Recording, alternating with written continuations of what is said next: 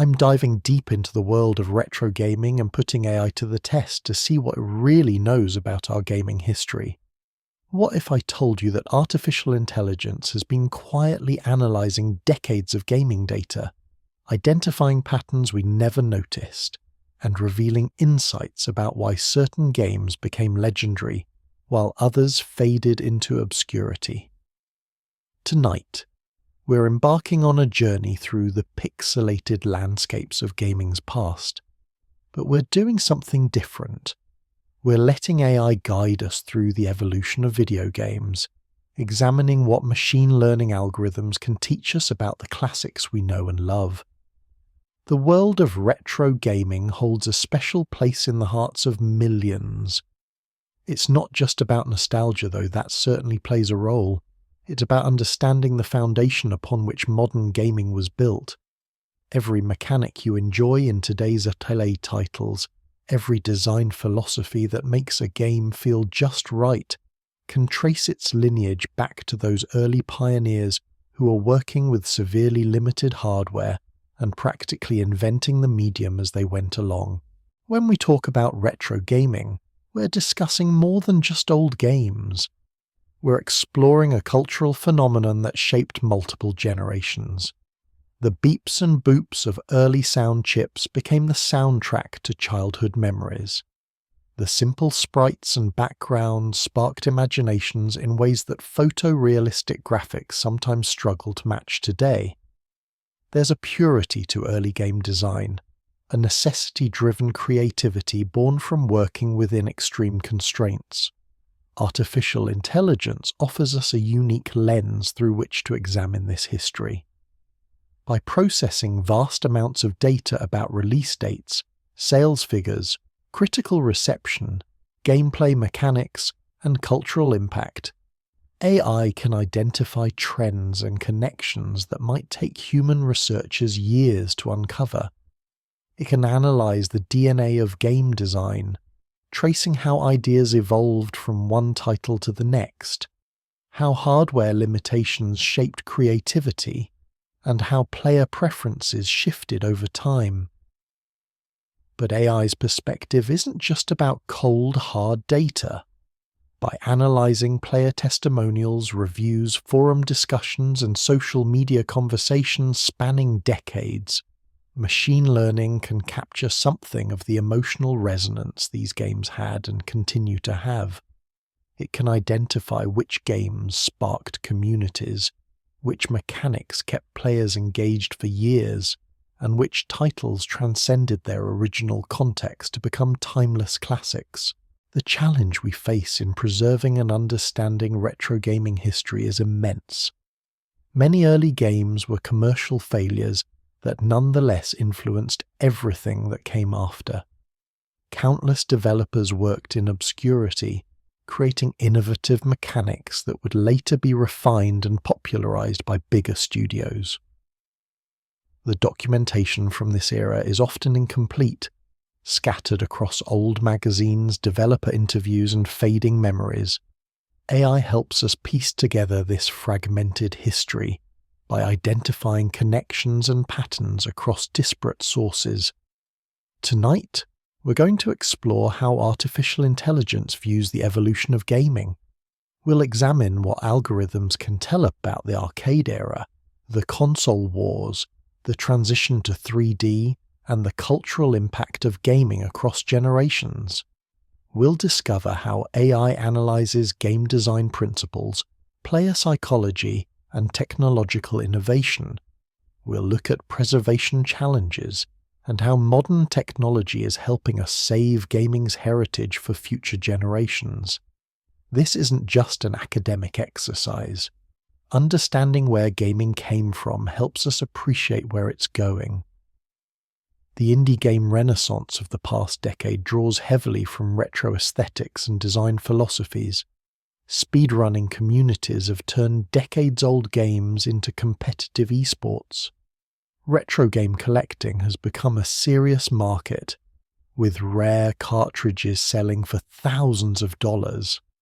The past is very much alive in gaming culture, and AI gives us new tools to understand why certain games continue to resonate while others are forgotten, so settle in, get comfortable, and prepare to see gaming history through a new lens. Whether you're a veteran gamer who remembers the original console wars, or a younger player curious about the roots of modern gaming, this journey through AI-analyzed retro gaming history will reveal insights about the medium we all love. We'll start at the very beginning, in the arcades and living rooms of the 1970s, and work our way forward through the golden age of gaming, discovering along the way what AI can teach us about play, creativity, and cultural impact. The pixels may be large and the color palettes limited, but the impact of retro gaming remains profound and far-reaching. Let's explore why, with the help of artificial intelligence serving as our guide through this rich, fascinating history. The story of video gaming begins not in living rooms but in public spaces, coin-operated cabinets that would fundamentally change entertainment and popular culture. When AI analyzes the early arcade era, it identifies several key factors that made these games successful, despite their primitive technology. The first is accessibility. Early arcade games needed to be immediately understandable to players who had never experienced interactive electronic entertainment before. Complex tutorials were impossible, intricate control schemes impractical. Success came from intuitive design. Pong, released by Atari in 1972, represents the foundational principle that AI identifies as crucial to early gaming success. Immediately comprehensible gameplay with a skill ceiling high enough to encourage repeated play. The game simulated table tennis with 2 paddles and a ball. Players understood the objective within seconds, yet mastering the subtle angles, timing, and strategies could take hours of practice. This elegant simplicity became a template that would influence game design for decades. AI analysis of Pong's cultural impact reveals something fascinating. The game didn't just succeed as entertainment, it created social spaces. Bars and pizza parlors that installed Pong cabinets noticed customers staying longer, socializing around the machine. This social dimension would become a defining characteristic of arcade culture.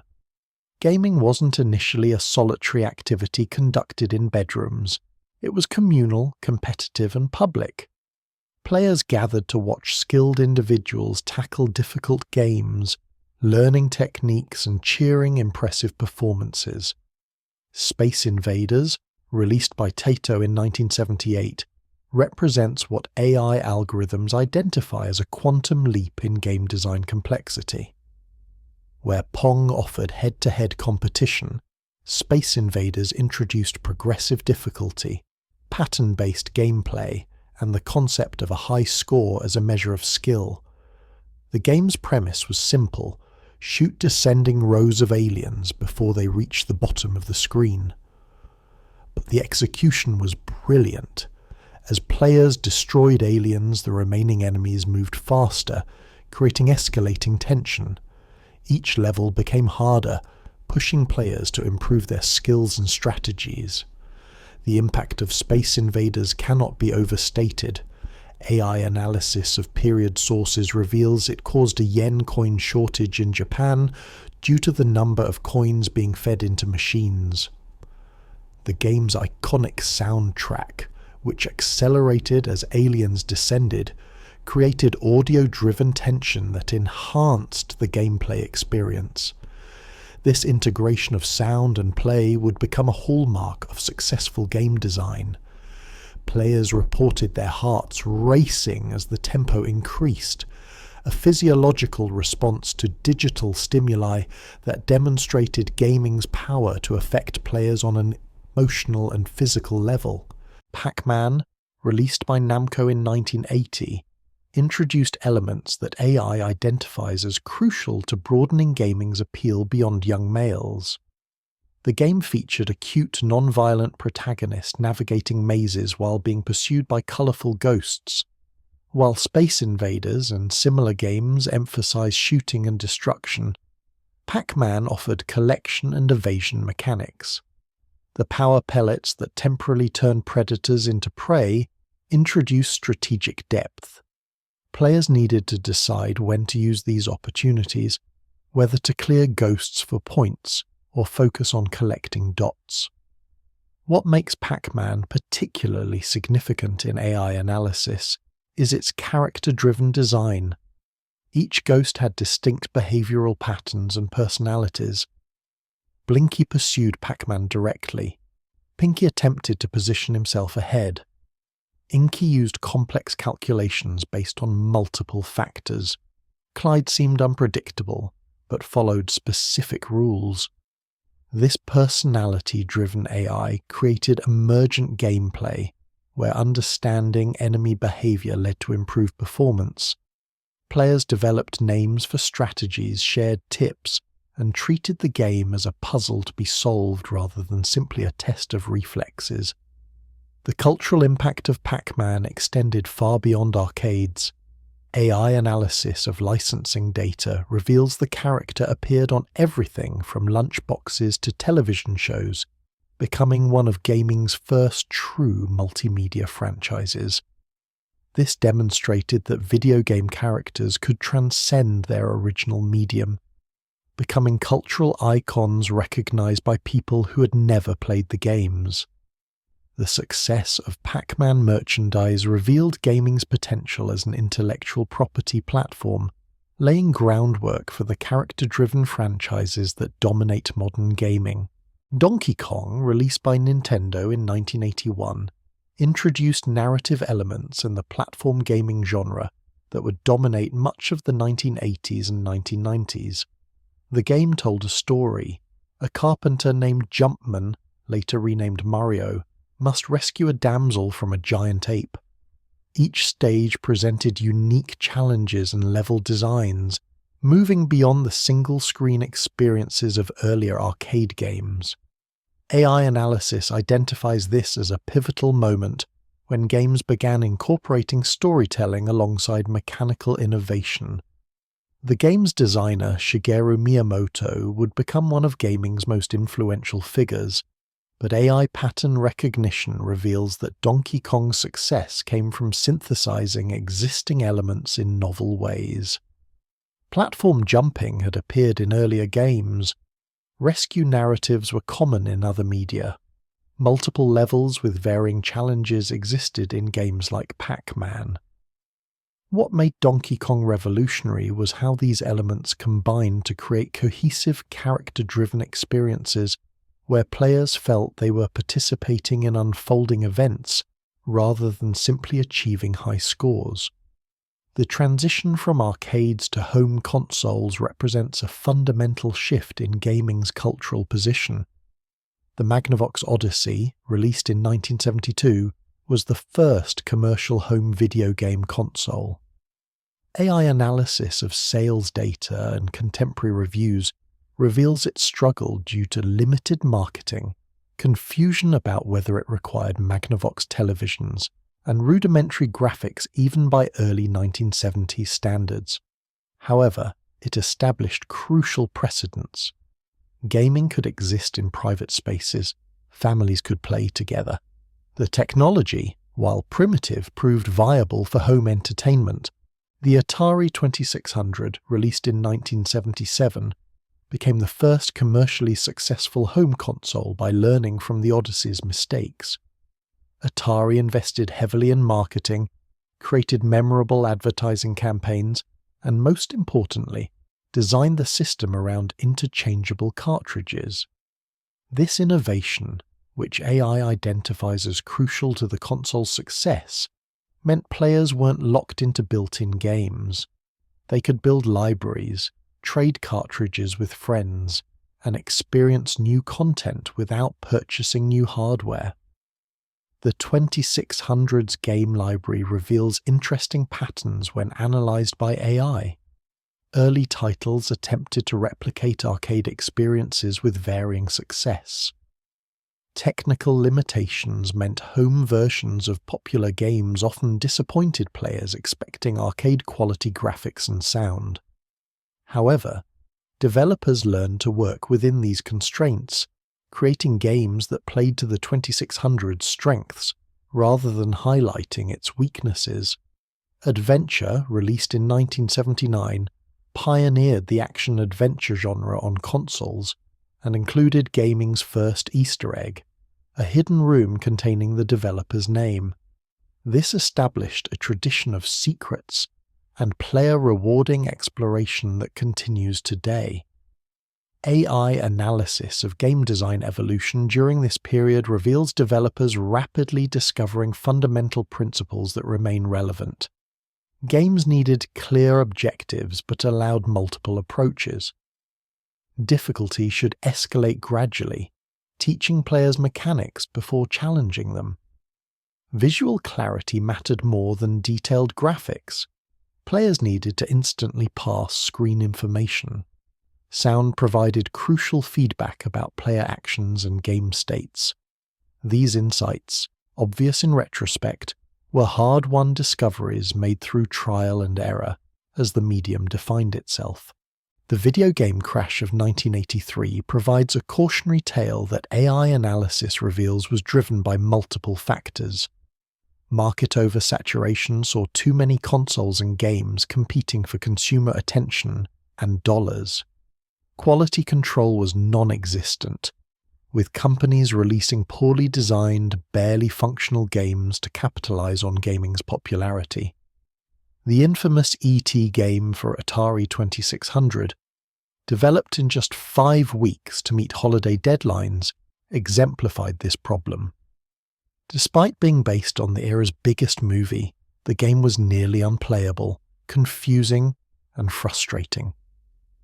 When AI examines sales data, review scores, and market conditions from this period, clear patterns emerge. Consumer trust eroded as disappointing purchases accumulated. Retailers, stuck with unsold inventory, drastically reduced shelf space for gaming products. Major retailers like Toys R Us slashed game sections, and some stores eliminated them entirely. Media coverage turned negative, with publications declaring video games a passing fad whose time had ended. Industry revenue, which peaked around $800 million in 1982, plummeted to around $100 million by 1985. However, AI analysis also reveals the crash was predominantly a North American phenomenon. Japanese and European markets remained healthier, though not unaffected. This geographic variation proved crucial because it allowed the industry to survive and eventually revive. Nintendo, observing the American market's collapse from Japan, analyzed what went wrong and developed strategies to rebuild consumer confidence. Their approach would not only save gaming but establish standards and practices that shaped the industry's future development. The arcade era and early home console period laid foundations that every subsequent gaming generation built upon. AI identifies several enduring legacies from this time. First, the importance of responsive controls and clear feedback. Players needed to feel their inputs immediately translated into on-screen actions. Second, the value of progressive difficulty that challenged without frustrating. Third, the power of characters and narrative to create emotional connections. Fourth, the social dimensions of gaming, whether competitive arcade play or cooperative home experiences. These early games worked within severe technical constraints, limited colors, simple sounds, minimal processing power. Yet developers created experiences that felt complete and satisfying. AI pattern recognition reveals this wasn't despite the limitations, but often because of them. Constraints forced creative problem-solving. Unable to create realistic graphics, designers developed iconic visual styles that remain distinctive and memorable. Lacking sophisticated sound hardware, composers created catchy, hummable melodies using just a few channels. Limited memory meant every byte counted, leading to efficient, focused designs without bloat or padding. The golden age of arcades, roughly 1978 to 1983, established gaming as a significant cultural force. AI analysis of period media reveals video games became the subject of songs, movies, television shows, and widespread social commentary. Parents worried about children spending too much time in arcades. Educators debated gaming's educational potential. Psychologists studied gaming's effects on cognitive development and social behavior. These conversations, often uninformed and sensationalist, nonetheless indicated gaming had achieved mainstream visibility. When we look at this era through AI's analytical lens, we see the foundation of everything that followed. The mechanics pioneered in Pong, Space Invaders, Pac-Man, and Donkey Kong evolved into modern game design principles. The business models developed for arcades and home consoles, including licensed properties and franchise building, became industry standards. The cultural discussions about gaming's impact, both positive and negative, established frames of reference we still use today. The early home consoles, despite their limitations, brought gaming into private spaces where it could develop differently than in public arcades. Longer, more complex games became possible when players weren't feeding coins every few minutes. Save systems, impossible in arcades, allowed games to extend across multiple play sessions. The living room environment enabled different social dynamics, with family members of various ages playing together. These shifts laid groundwork for gaming to evolve from specialized entertainment into a mainstream household activity. AI analysis reveals something else significant about this period: the community formation around gaming. Magazines like Electronic Games and Computer Gaming World created spaces where players shared tips, strategies, and enthusiasm. High-score competitions, sometimes organized by Twin Galaxies or other groups, gave players national stages to demonstrate skill. These early communities, though limited by pre-internet communication methods, established gaming culture's collaborative and competitive traditions. The Nintendo Entertainment System, released in North America in 1985, revitalized a gaming industry that many had declared dead. When AI analyzes Nintendo's approach, several strategic decisions stand out as crucial to this revival. First, Nintendo carefully controlled game quality through licensing agreements and the Nintendo Seal of Quality program. Third-party developers had to submit games for approval, preventing the market flooding that contributed to the 1983 crash. This quality control rebuilt consumer confidence that games bearing Nintendo's approval would meet basic standards of playability and value. Second, Nintendo marketed the NES not as a video game console, terms tainted by the crash, but as an entertainment system.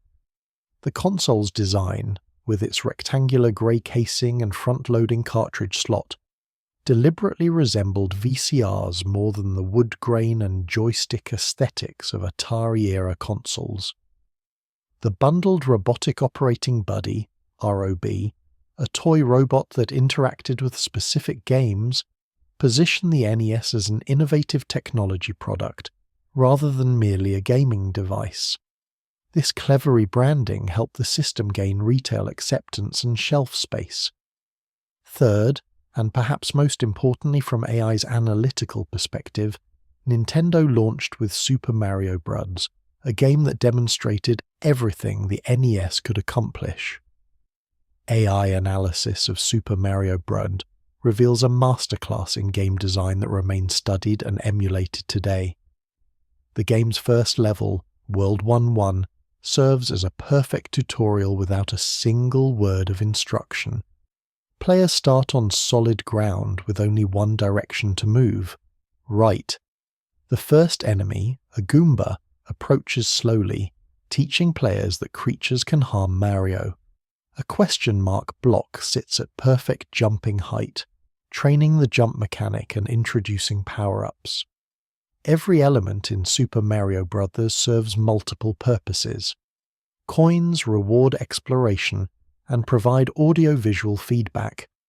Invisible blocks add discovery elements that reward replays. Pipes hint at hidden areas. The level design teaches gradually, introducing concepts in safe environments before combining them in challenging sections. AI analysis of player progression. Data reveals most players naturally learn the game's mechanics through play without conscious awareness of the teaching occurring. This subtle instruction represents game design mastery. Shigeru Miyamoto, Super Mario Bros.' designer, brought lessons learned from arcade game development to the home console space. AI identifies patterns in Miyamoto's design philosophy that appear across his games. He prioritized feel and responsiveness above all else, spending considerable development time perfecting Mario's jump arc, acceleration, and controls. Players report Mario controls feeling right in ways difficult to articulate but immediately noticeable. This tactile quality, the joy of simply moving the character, kept players engaged even when not actively progressing through levels. The game's level design demonstrates sophisticated understanding of player psychology. Early levels allow mastery and build confidence. Mid-game levels introduce complexity without overwhelming. Late-game stages challenge skills developed throughout the adventure. The difficulty curve isn't simply linear. Some later levels offer breaks between intense challenges, preventing frustration that might cause players to quit. AI analysis of completion rates reveals this pacing kept players engaged longer than contemporary games, with less thoughtful difficulty progression. Super Mario Bros. Wasn't just mechanically superior, it presented a complete world that felt alive.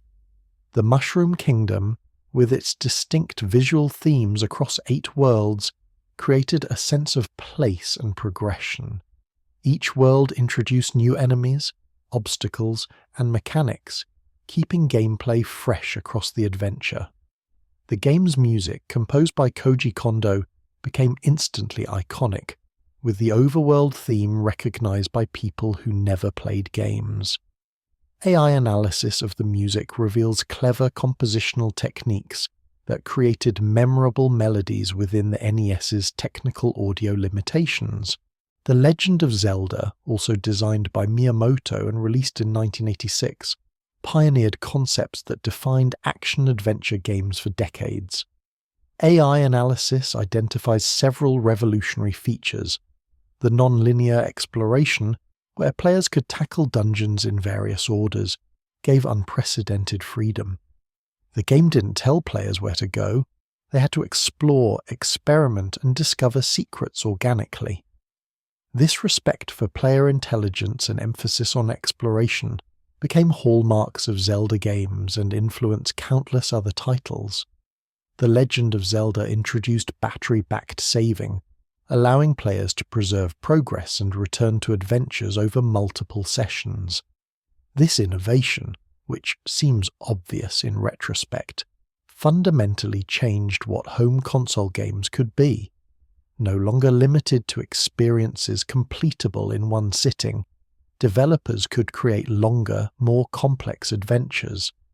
AI analysis of game length evolution reveals a sharp increase in average playtime following The Legend of Zelda's success, as developers realized players wanted extended experiences they could engage with over days or weeks. The game's cryptic nature, requiring players to bomb random walls, burn specific bushes, and experiment constantly, created a shared culture of discovery. Without internet guides, players traded tips on playgrounds and called Nintendo's game counselor hotline for hints. AI analysis of social gaming behaviors reveals The Legend of Zelda fostered community creation as players collaborated to map dungeons, locate secrets, and complete the adventure. This communal problem-solving became central to gaming culture, persisting even after online guides made finding answers trivially easy. Metroid, released in 1986, introduced gaming to Samus Aran, who would become one of the medium's most iconic characters. AI analysis of Metroid reveals several design innovations. The interconnected world, where new abilities unlocked previously inaccessible areas, created a compelling loop of exploration and empowerment. Players constantly returned to earlier locations with new tools, discovering secrets they'd noticed but couldn't reach before. This design philosophy, later termed Metroidvania when combined with similar mechanics in Castlevania, Symphony of the Night, influenced countless games across multiple genres. The game's atmosphere, created through dark environments, eerie music and isolation, demonstrated gaming's potential for emotional storytelling beyond text. Players felt alone on Planet Zebes, facing hostile creatures in a dangerous alien world. The lack of friendly NPCs or safe spaces maintained tension throughout the adventure. AI analysis of player testimonials reveals many found Metroid atmospheric in ways that created genuine unease, proving games could evoke complex emotions beyond excitement or frustration. Metroid's twist ending, revealing Samus was female after players spent the entire game assuming the armoured space hunter was male, challenged gaming's gender assumptions. While the reveal was brief, appearing only if players completed the game quickly, it sparked conversations about representation and assumptions in gaming. AI analysis of period discussions reveals mixed reactions, with some players appreciating the subversion, while others felt deceived. Regardless of individual responses, the reveal demonstrated that games could surprise players beyond gameplay mechanics. The NIS library extended far beyond Nintendo's first-party titles. Third-party developers, working within Nintendo's licensing framework, created diverse games that showcased the system's versatility.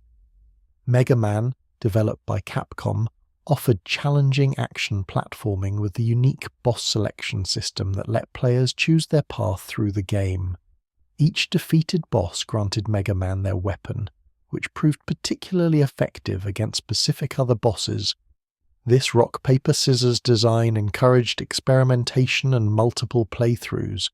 Castlevania, released by Konami in 1987, combined action platforming with horror theming, creating a gothic atmosphere rare in console gaming.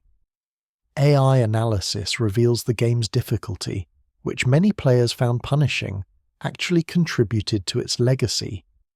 Completing Castlevania required pattern memorization, precise timing, and perseverance.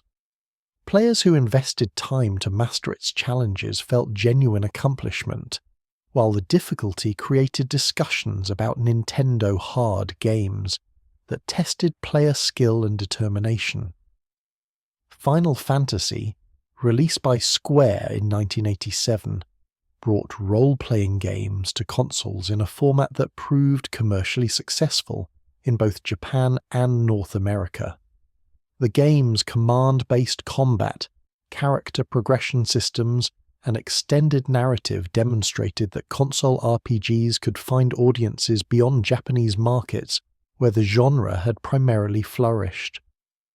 AI analysis of RPG sales before and after Final Fantasy reveals the game opened floodgates for the genre, with numerous developers subsequently creating console RPGs that might not have been greenlit without Final Fantasy proving the market existed.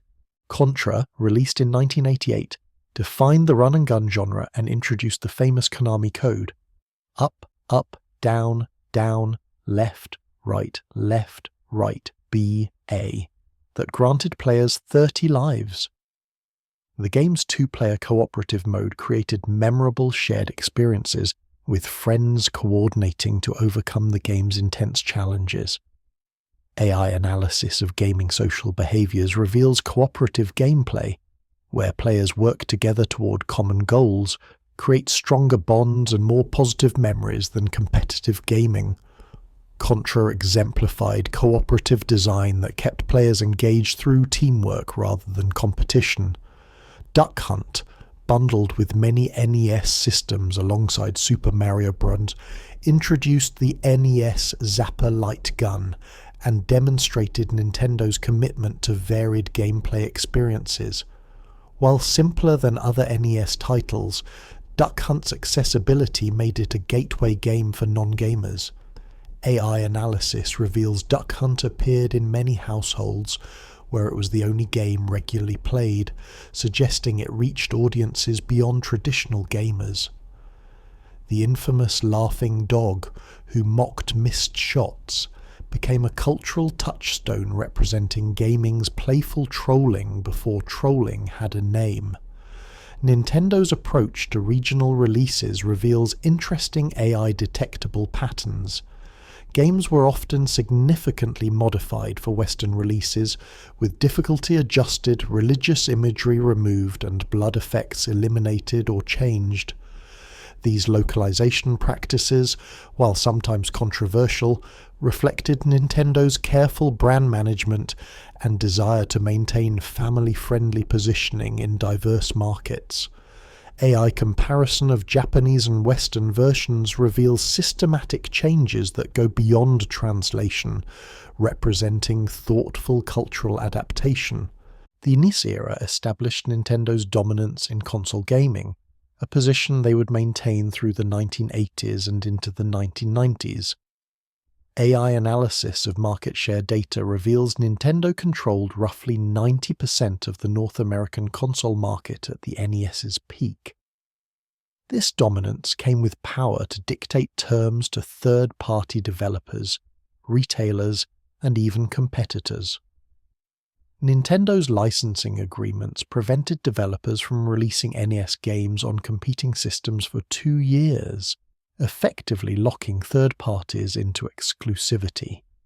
These practices, while successful for Nintendo, created tensions that would eventually benefit competitors. AI pattern recognition identifies developer resentment of Nintendo's control as a factor in many companies' decisions to support Sega's Genesis more enthusiastically than they might have otherwise. The seeds of Nintendo's next-generation challenges were planted during their moment of greatest success, as restrictive policies that maximize short-term advantage created long-term vulnerabilities.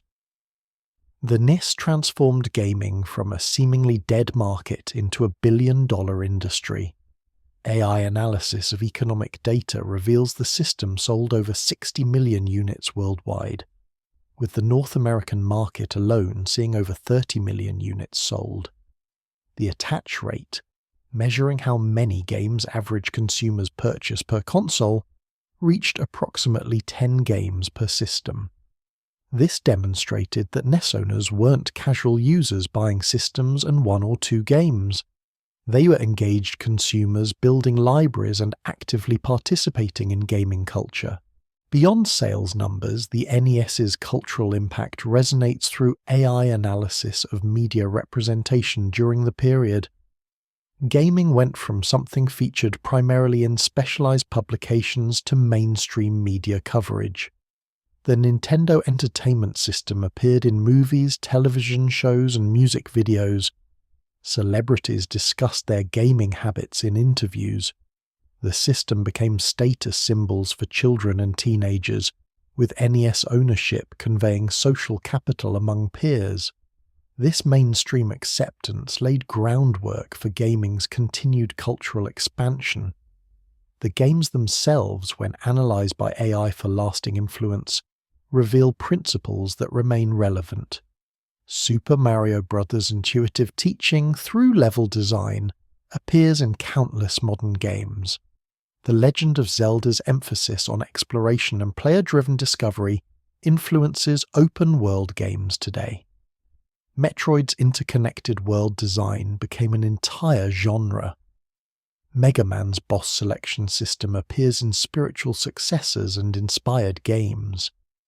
The foundations laid during the NES era didn't just revive gaming, they established templates that guide development decades later. AI analysis of player testimonials and nostalgic reminiscences reveals the NES generation remembers games not just as entertainment, but as formative experiences. Many describe spending entire summers mastering games, sharing experiences with friends and siblings, and feeling genuine accomplishment when completing challenging titles. These emotional connections transcend the games themselves, representing memories of specific life periods when gaming provided joy, challenges, and social bonding. The NES became intertwined with growing up for an entire generation. The late 1980s and early 1990s witnessed what AI analysis identifies as gaming's first true console war, a marketing and technological battle between Sega's Genesis, known as Mega Drive outside North America, and Nintendo's Super Nintendo Entertainment System.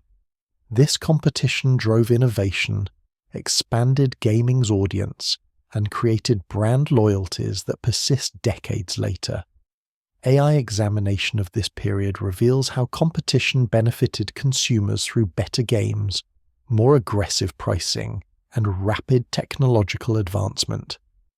Sega entered the 16-bit generation first, launching the Genesis in Japan in 1988 and North America in 1989. AI analysis reveals Sega's strategy focused on positioning themselves as the cooler, edgier alternative to Nintendo's family-friendly image. Their marketing campaign, Genesis Does What Nintendo Don't, directly challenged Nintendo's dominance with aggressive advertising that highlighted the Genesis's technical advantages over the aging 8-bit NES. This bold approach, unprecedented in console marketing, forced Nintendo to respond and escalated competition. The Genesis's technical specifications provided genuine advantages that AI analysis confirms translated into observable gameplay differences. The system's faster processor enabled smoother scrolling and more on-screen action. Enhanced audio capabilities allowed for richer, more varied soundtracks. Increased color palette options meant more visually detailed games. These improvements, while not revolutionary compared to the leap from Atari to NES, provided enough enhancement to make the Genesis feel like a genuine next-generation experience. Early Genesis titles struggled to capitalize on these advantages, a pattern AI identifies as common in new console launches. Altered Beast, the pack-in game for many early Genesis units, showcased the system's capabilities, but didn't achieve the same iconic status as Super Mario Bros. AI analysis of sales data, and player reception reveals early Genesis adopters were often tech enthusiasts, and early adopters willing to bet on Sega's promise rather than proven software libraries. The system needed a killer app, a game so compelling it would drive hardware sales. That game arrived in 1991 with Sonic the Hedgehog. AI analysis identifies Sonic as one of gaming's most successful mascot creations, designed specifically to embody Sega's brand identity. Where Mario felt cheerful and accessible, Sonic exuded attitude. His design, with a cool pose and confident grin, appealed to slightly older children who saw themselves as too mature for Nintendo's offerings. The character's color scheme, blue with red shoes, deliberately contrasted with Mario's red and blue color palette, while standing out visually in any environment. Sonic the Hedgehog's gameplay emphasized speed, a design choice that showcased the Genesis's processing power while creating experiences distinct from Nintendo's platformers. Levels featured loops, springs, and slopes that sent Sonic racing at velocities impossible in Mario games.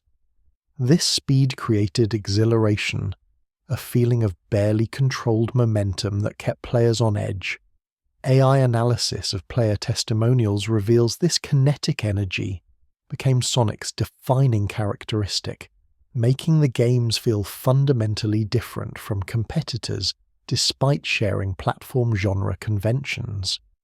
However, AI analysis also reveals tensions between Sonic's speed-focused design and traditional platforming precision. Many levels featured sections requiring careful jumping and timing, but the game's emphasis on speed meant players often crashed into hazards they couldn't react to in time. Later Sonic titles would struggle to balance these competing design philosophies, but the original game threaded this needle successfully enough to become a massive hit that significantly boosted Genesis sales. The rivalry between Sonic and Mario extended beyond the games themselves into playground arguments, magazine debates, and family discussions about which console deserved household budgets. AI analysis of period media reveals this competition permeated popular culture, with television shows and movies referencing the Sega versus Nintendo rivalry. This cultural penetration benefited both companies by keeping gaming in public consciousness and creating tribal identities that encouraged passionate consumer engagement. Nintendo's response to Sega's challenge came with the Super Nintendo Entertainment System, launched in Japan in 1990 and North America in 1991. AI analysis reveals Nintendo's strategy differed markedly from Sega's. Where Sega emphasized speed and attitude, Nintendo focused on technical sophistication and proven franchises. The SNES featured Mode 7 graphics that enabled rotation and scaling effects, creating pseudo-3D visuals that impressed players accustomed to purely 2D gaming. The system's audio capabilities, particularly its sample-based sound chip, produced orchestral quality music that elevated game soundtracks to new artistic heights. Super Mario World, the SNES launch title, demonstrated Nintendo's approach to next-generation gaming. AI analysis reveals the game refined Super Mario Bros. Formula rather than revolutionizing it, adding graphical flourish, level complexity, and new mechanics like Yoshi, Mario's dinosaur companion. The game felt familiar to NES owners while showcasing SNES capabilities through detailed sprites, diverse environments, and hidden secrets rewarding exploration. This evolution not revolution approach satisfied existing fans while attracting new players impressed by the technical improvements. The game's design philosophy, when analyzed by AI, reveals Nintendo's confidence in their established formulas. Super Mario World didn't need to be radically different because the core Mario gameplay remained engaging. Instead, the game deepened existing mechanics, adding layers of complexity through numerous hidden exits, optional challenges, and collectibles that extended playtime for completionists. This approach, focusing on refinement and content density rather than genre shifts, characterized many successful SNES titles. The Legend of Zelda. A Link to the Past, released in 1991, applied similar philosophy to the Zelda series. AI analysis identifies the game as simultaneously honoring the original Legend of Zelda's exploration focus, while significantly expanding scope and ambition. The dual-world concept, where players navigated between light world and dark world versions of Hyrule, effectively doubled the game's content while creating intricate puzzles requiring mastery of both realms. This innovation showed how developers could leverage increased cartridge storage and system power to create more complex adventures. The game's polish and attention to detail, when analyzed by AI, exemplifies Nintendo's quality-focused approach. Every screen featured carefully placed secrets, enemies, and environmental details. The dungeons progressively taught new items and mechanics while challenging players to combine abilities creatively. The story, though simple by later standards, provided context and motivation through memorable moments like the sealed Master Sword and the revelation of Aghanim's deception. These elements combine to create an adventure that many players consider among the best Zelda games ever made. Super Metroid, released in 1994, pushed the SNES hardware to deliver atmospheric exploration that refined the original Metroid's formula. AI analysis reveals the game's environmental storytelling, where players piece together narrative through visual clues and world design rather than exposition, influenced countless subsequent games. The interconnected world design, with its emphasis on backtracking with new abilities, created a compelling progression loop that kept players engaged throughout the lengthy adventure. The game's control feel, when analysed through player feedback data, reveals Nintendo's continued emphasis on tactile perfection. Samus moved with weight and momentum that felt right, making navigation satisfying even without combat or progression. The varied abilities from the grappling beam to the space jump each felt distinct and useful. Boss battles tested player mastery of these mechanics, while providing memorable encounters that punctuated the exploration. These elements combine to create an experience that many consider the series' apex. The console wars extended beyond hardware and first-party games to third-party support, where AI analysis reveals fascinating dynamics. Early in the 16-bit generation, Sega's more developer-friendly licensing terms attracted companies frustrated by Nintendo's restrictive NES policies. Games like Streets of Rage and Phantasy Star 2 showcased what talented developers could achieve on Genesis hardware. However, as the SNES gained market share, particularly in Japan, many developers released titles on both systems, comparing to determine which platform better suited their games. This multi-platform approach revealed interesting technical and design differences between the systems. AI analysis of cross-platform titles shows Genesis versions often featured faster gameplay and better performance in action-heavy sequences, while SNES versions typically showcased superior graphics and audio. Developers learned to play to each system's strengths, sometimes creating meaningfully different experiences on each platform rather than simple ports.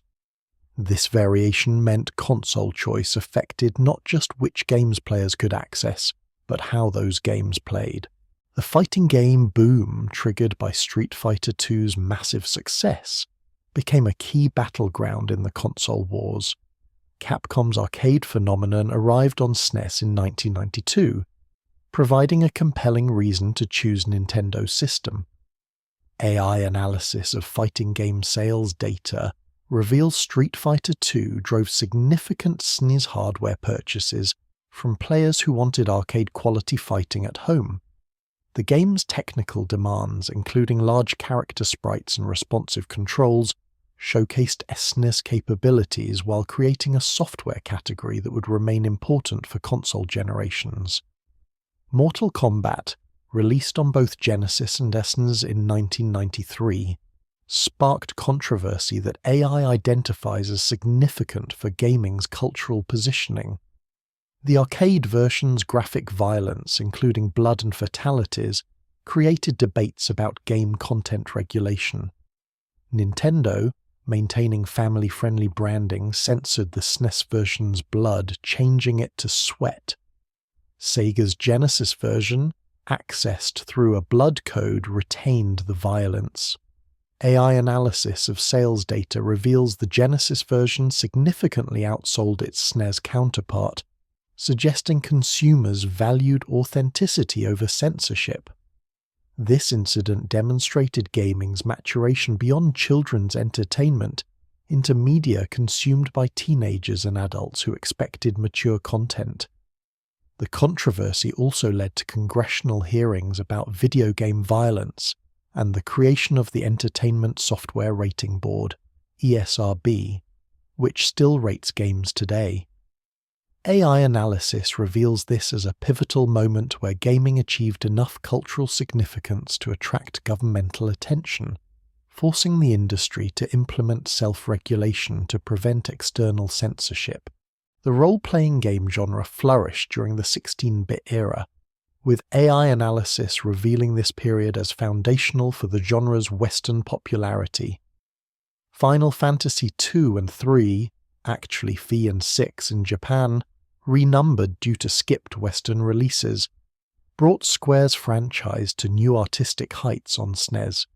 These games featured operatic stories, memorable characters, and innovative mechanics that pushed the genre beyond dungeon crawling and statistical optimization into narrative-driven experiences rivaling other storytelling media.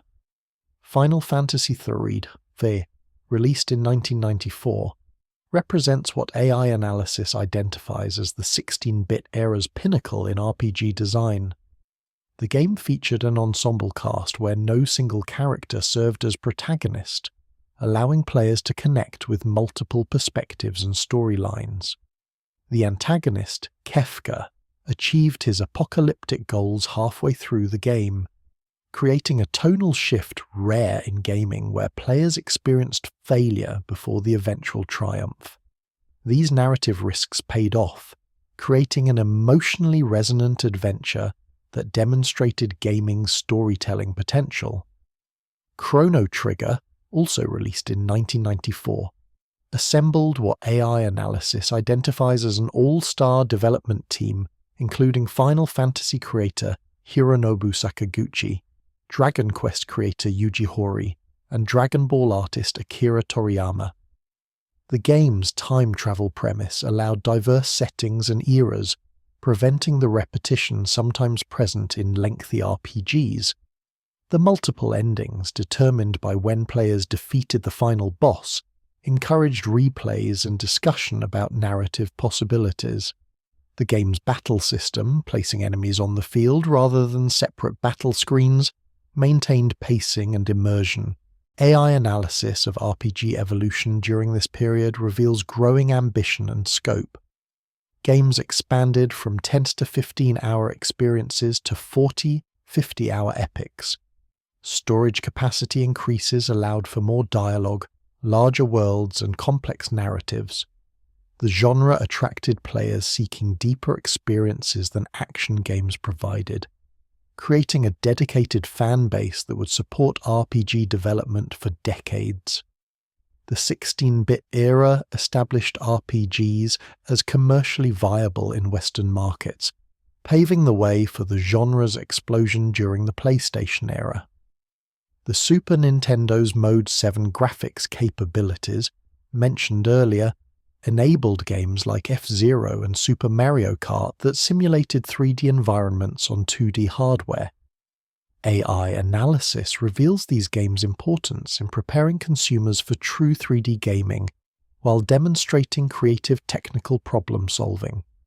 F-Zero's high-speed futuristic racing impressed players with its sense of depth and speed. Super Mario Kart created the kart racing subgenre, combining accessible driving mechanics with item-based chaos that leveled the playing field between skilled and casual players. Super Mario Kart's design philosophy, revealed through AI analysis of player data, demonstrates Nintendo's genius for creating accessible depth. The basic racing mechanics were simple enough for anyone to understand and enjoy. The item system introduced randomness that prevented total domination by skilled players, keeping multiplayer matches competitive and fun even between players of different skill levels.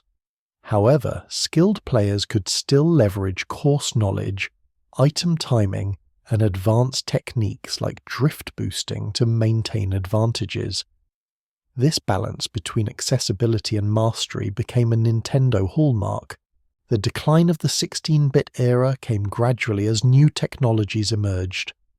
Sega's attempts to extend the Genesis lifespan through add-ons like the Sega CD and 32X, analyzed by AI as strategic missteps, confused consumers and fragmented the development community. These expensive peripherals delivered limited game libraries and technical improvements that didn't justify their costs. AI analysis of sales data reveals both devices struggled commercially, with the 32X in particular failing to gain traction before the next console generation arrived. Nintendo's approach, focusing on maximizing the SNES's potential rather than fragmenting with add-ons, proved more successful. Games released late in the system's life, like Donkey Kong Country in 1994, utilize sophisticated rendering techniques to create pseudo-3D graphics that rivaled early 32-bit systems. This demonstrated how talented developers could push aging hardware to surprising levels, a lesson that would repeat across subsequent console generations. The 16-bit generation's competitive intensity drove both companies to excellence while expanding gaming's audience and cultural relevance. AI analysis reveals the period's significance extended beyond the companies directly competing. The console war narrative attracted media attention, keeping gaming in public discourse. The competition drove both companies to invest heavily in game development, marketing, and technological advancement. Players benefited from this competition through better games, more choices, and companies fighting for their business through pricing and bundling strategies. AI analysis of lasting impact reveals the 16-bit era as gaming's adolescence, where the media matured from simple entertainment into culturally significant media. The period's games demonstrated technical sophistication, narrative ambition, and artistic vision that commanded respect from skeptics who dismissed gaming as children's toys. Franchises launched or refined during this era, including Sonic, Street Fighter, Final Fantasy, Zelda, and Metroid, remain active decades later. The design principles, competitive dynamics, and cultural positioning established during the 16-bit wars continue influencing gaming today. The mid-1990s transition from 2D to 3D gaming represents what AI analysis identifies as gaming's most transformative technological shift. While previous generations offered iterative improvements in graphics, sound, and scope, the move to three-dimensional environments fundamentally changed how games were designed, played, and experienced. This transition wasn't smooth. Early 3D games often struggle with camera control, perspective, and controls. However, the best games of this era solved these problems while revealing 3D gaming's potential. Sony's entrance into gaming with the PlayStation, launched in Japan in 1994 and worldwide in 1995, disrupted industry dynamics that AI identifies as increasingly stagnant under Nintendo and Sega's duopoly. Sony brought consumer electronics experience, CD-ROM technology, and aggressive third-party courting that attracted developers frustrated by Nintendo's cartridge-based approach and Sega's internal chaos. The PlayStation's mature marketing positioned gaming as entertainment for adults and teenagers, not just children, expanding the potential audience significantly. The PlayStation's CD-ROM format provided advantages that AI analysis confirms proved decisive in the console wars. CDs offered massive storage compared to cartridges, enabling full-motion video, CD-quality audio, and large game worlds without expensive manufacturing costs. Developers could produce games more cheaply and include content impossible on cartridge systems. This economic and technical superiority attracted third-party developers, creating a software library that quickly surpassed competitors despite the PlayStation launching, years after the 16-bit generation began winding down.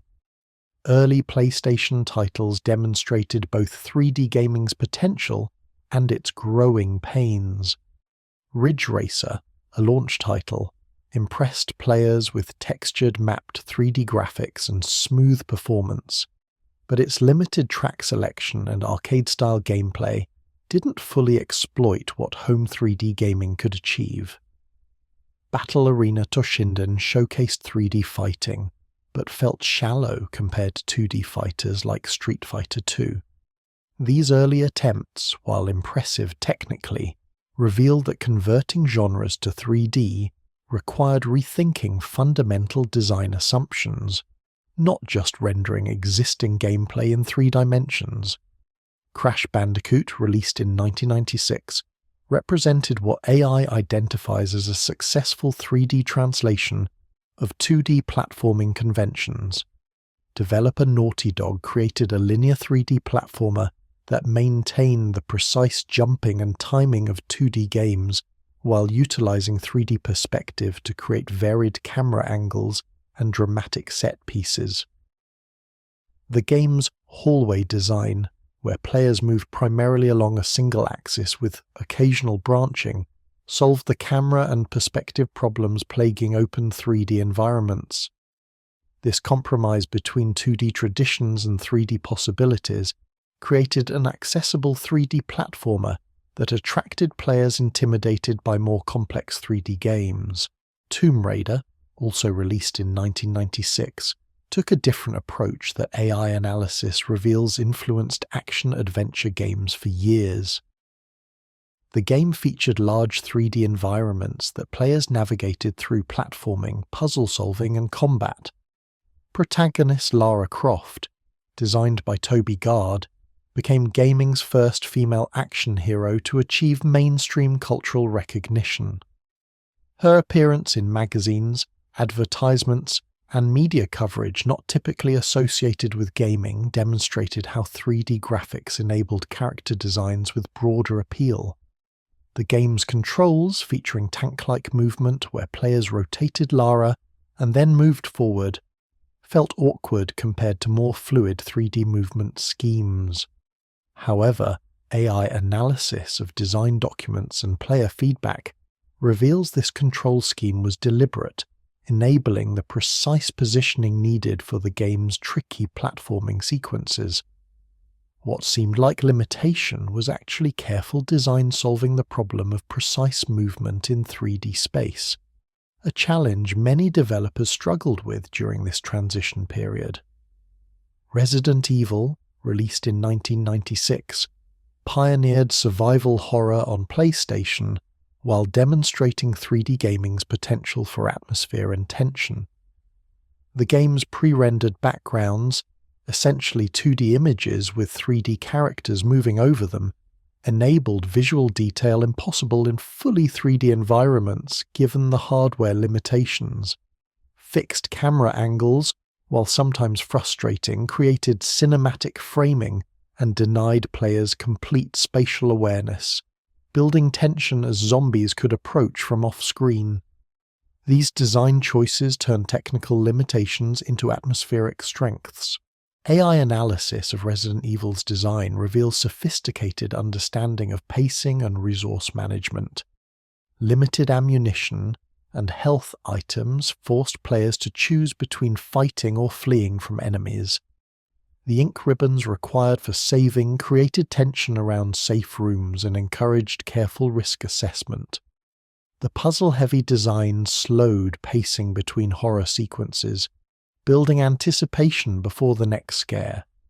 These elements combined to create experiences that made players genuinely tense, demonstrating gaming's capacity for emotional impact beyond excitement or frustration. Final Fantasy VII, released in 1997, became what AI identifies as the PlayStation's defining title, and the game that proved JRPGs could achieve mainstream Western success. The game's massive budget, lengthy development time, and ambitious scope resulted in a 3-disc epic featuring pre-rendered cinematic sequences that rivaled contemporary CGI films. The story's emotional beats, particularly the death of main character Aerith midway through the adventure, demonstrated that games could deliver narrative impact matching other storytelling media. AI analysis of Final Fantasy VII's cultural impact reveals It transcended gaming to achieve mainstream recognition. Characters like Cloud and Sephiroth became cultural icons recognized beyond gaming circles. The game's soundtrack, composed by Nobuo Uematsu, sold independently and achieved critical acclaim as musical work separate from its gaming context. Media coverage framed the game as a cultural event, with reviews appearing in mainstream publications that typically ignored gaming. This cultural penetration demonstrated gaming's potential to create broadly resonant experiences. The game's turn-based combat, magic system, and character customization through materia offered depth that kept players engaged across the 40-plus hour adventure. AI analysis reveals the game balanced accessibility for newcomers with complexity for dedicated players. Basic combat worked simply enough that anyone could progress, but mastering materia combinations and enemy weaknesses enabled skilled players to optimize strategies. This accessibility with in-depth approach helped the game appeal to both JRPG veterans and players experiencing the genre for the first time. Metal Gear Solid, released in 1998, demonstrated how 3D gaming enabled new gameplay mechanics impossible in 2D. The game's stealth-focused design, requiring players to avoid detection rather than simply defeat enemies, felt fresh compared to action games emphasizing combat. The 3D environments enabled line-of-sight gameplay where players needed to understand guard patrol patterns and sight lines. This spatial reasoning added strategy beyond reflexes, creating tense infiltration sequences where discovery meant failure. The game's cinematic presentation, with voiced dialogue, sophisticated camera work, and narrative complexity, pushed gaming toward Hollywood production values. Director Hideo Kojima's vision combined gameplay and storytelling in ways that demonstrated gaming's unique narrative potential. AI analysis of the game's structure reveals careful pacing between stealth gameplay, action sequences, and narrative exposition that maintained engagement across the lengthy adventure. The game's twist ending and philosophical themes gave players narrative complexity rare in action games. Nintendo's response to Sony came with the Nintendo 64, launched in 1996. AI analysis reveals Nintendo's strategy focused on continuing cartridge-based gaming, despite industry movement toward CDs. This decision, driven by concerns about load times, piracy, and manufacturing quality, provided fast loading but limited storage capacity and drove higher software costs. These trade-offs, while defensible from certain perspectives, handicapped the N64 in the marketplace as third-party developers increasingly preferred PlayStation's CD-ROM advantages. Super Mario 64, the N64's launch title, represents what AI identifies as one of gaming history's most influential titles. The game pioneered 3D platforming in fully three-dimensional environments, solving camera and control problems that plagued earlier attempts. The analog stick, new to console gaming, provided precise movement impossible with digital directional pads. The camera system, though imperfect, generally showed players what they needed to see, while allowing manual adjustment when needed. The game's structure, featuring semi-open levels with multiple objectives, players could tackle in various orders, created freedom unusual in platform games while maintaining the focused design that made Mario games accessible. AI analysis of the game's level design reveals sophisticated spatial design, where environments taught mechanics through safe exploration before requiring mastery in challenging sequences. The Castle Hub World connecting levels created a cohesive game space that rewarded exploration and provided clear progression. Super Mario 64's movement mechanics, when analyzed through player feedback and design documentation, exemplify Nintendo's obsession with feel. Mario's triple jump, long jump, side somersault, and other moves provided movement options that made navigation inherently enjoyable. Players report experimenting with movement combinations purely for the satisfaction of execution, independent of progression or objectives. This tactile joy, the pleasure of simply controlling the character, demonstrates that excellent game feel transcends graphics or technology. The Legend of Zelda, Ocarina of Time, released in 1998, applied similar 3D design philosophy to the action-adventure genre. AI analysis identifies the game's Z-targeting system, which locked onto enemies for combat, as crucial for making 3D combat work on console hardware. This system solved the problem of maintaining focus on specific enemies in 3D environments, creating an elegant solution that countless games would borrow. The system also enabled contextual actions tied to on-screen prompts, simplifying control schemes while maintaining depth. The game's time travel mechanic, where players experienced Hyrule as Child Link and Adult Link, effectively doubled the game's content while creating intricate puzzles, requiring mastery of both time periods.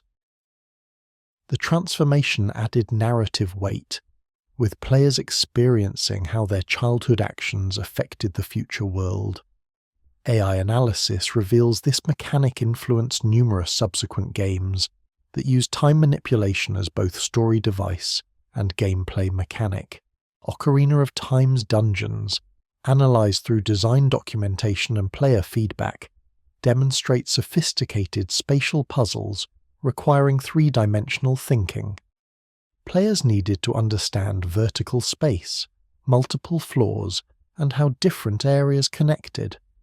The dungeons progressively introduced mechanics before testing mastery, teaching players without explicit tutorials. Boss battles tested both combat skills and puzzle solving, often requiring creative use of specific items. These elements combined to create dungeons many consider the series' best. The game's atmosphere, created through music, visual design, and pacing, demonstrated 3D gaming's potential for immersion. Hyrule Field felt vast and alive, with day-night cycles, weather, and roaming enemies creating a breathing world. The various regions each possessed distinct identities through architecture, music, and inhabitants. AI analysis of player testimonials reveals many felt genuine connection to the game world, experiencing loss when seeing the future's devastation and satisfaction when restoring the land.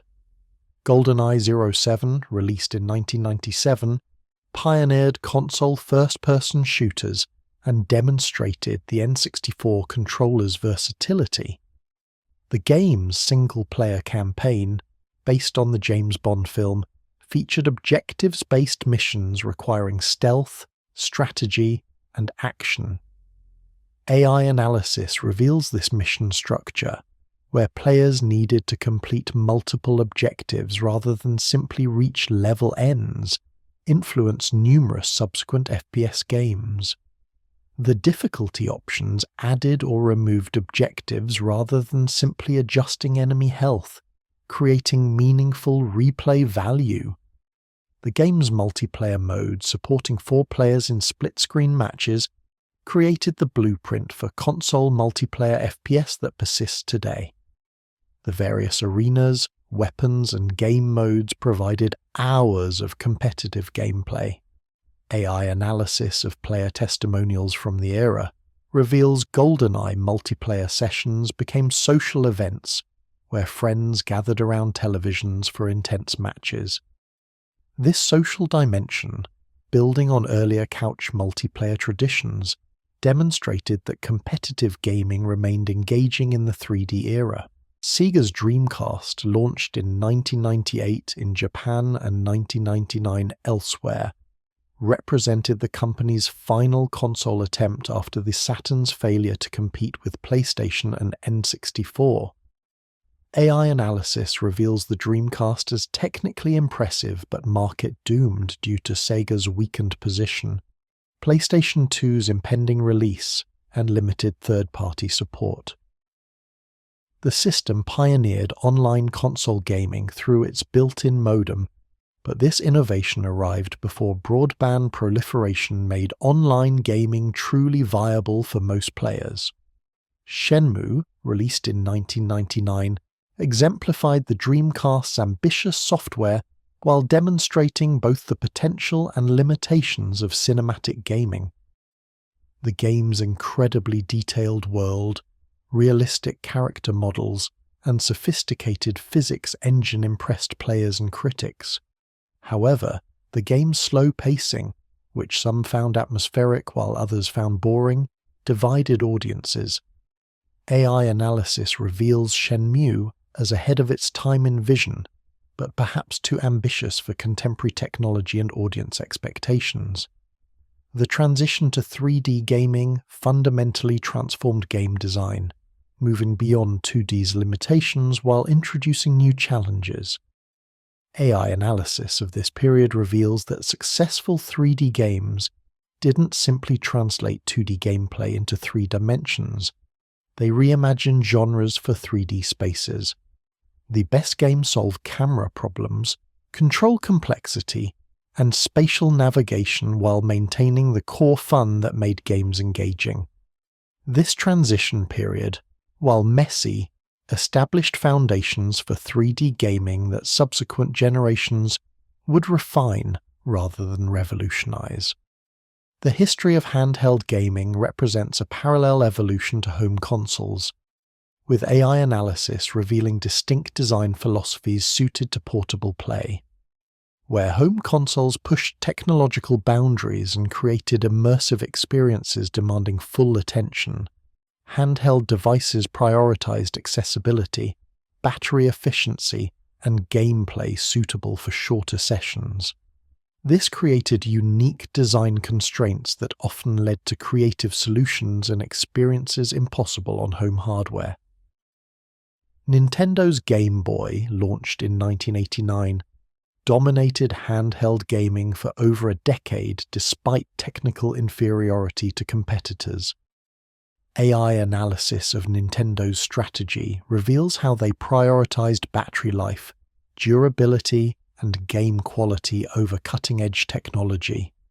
The monochrome screen, while primitive compared to competitors like Sega's Game Gear with its backlit color display, required less power and cost less to manufacture.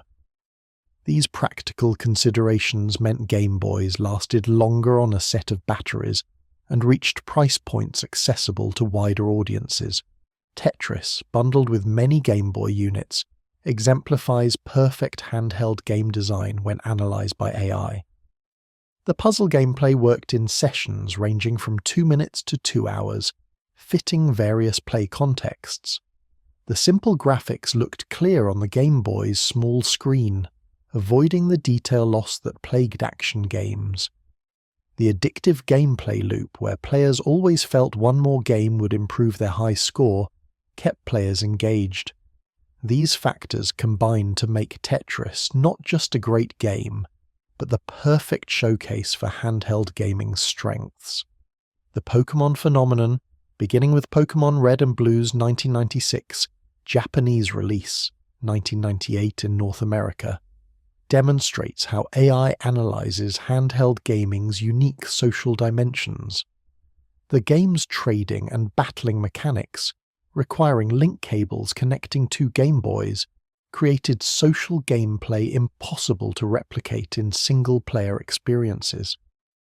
Players gathered at schools, parks, and friends' houses to trade Pokémon, creating communities centered on completing Pokédexes and battling teams.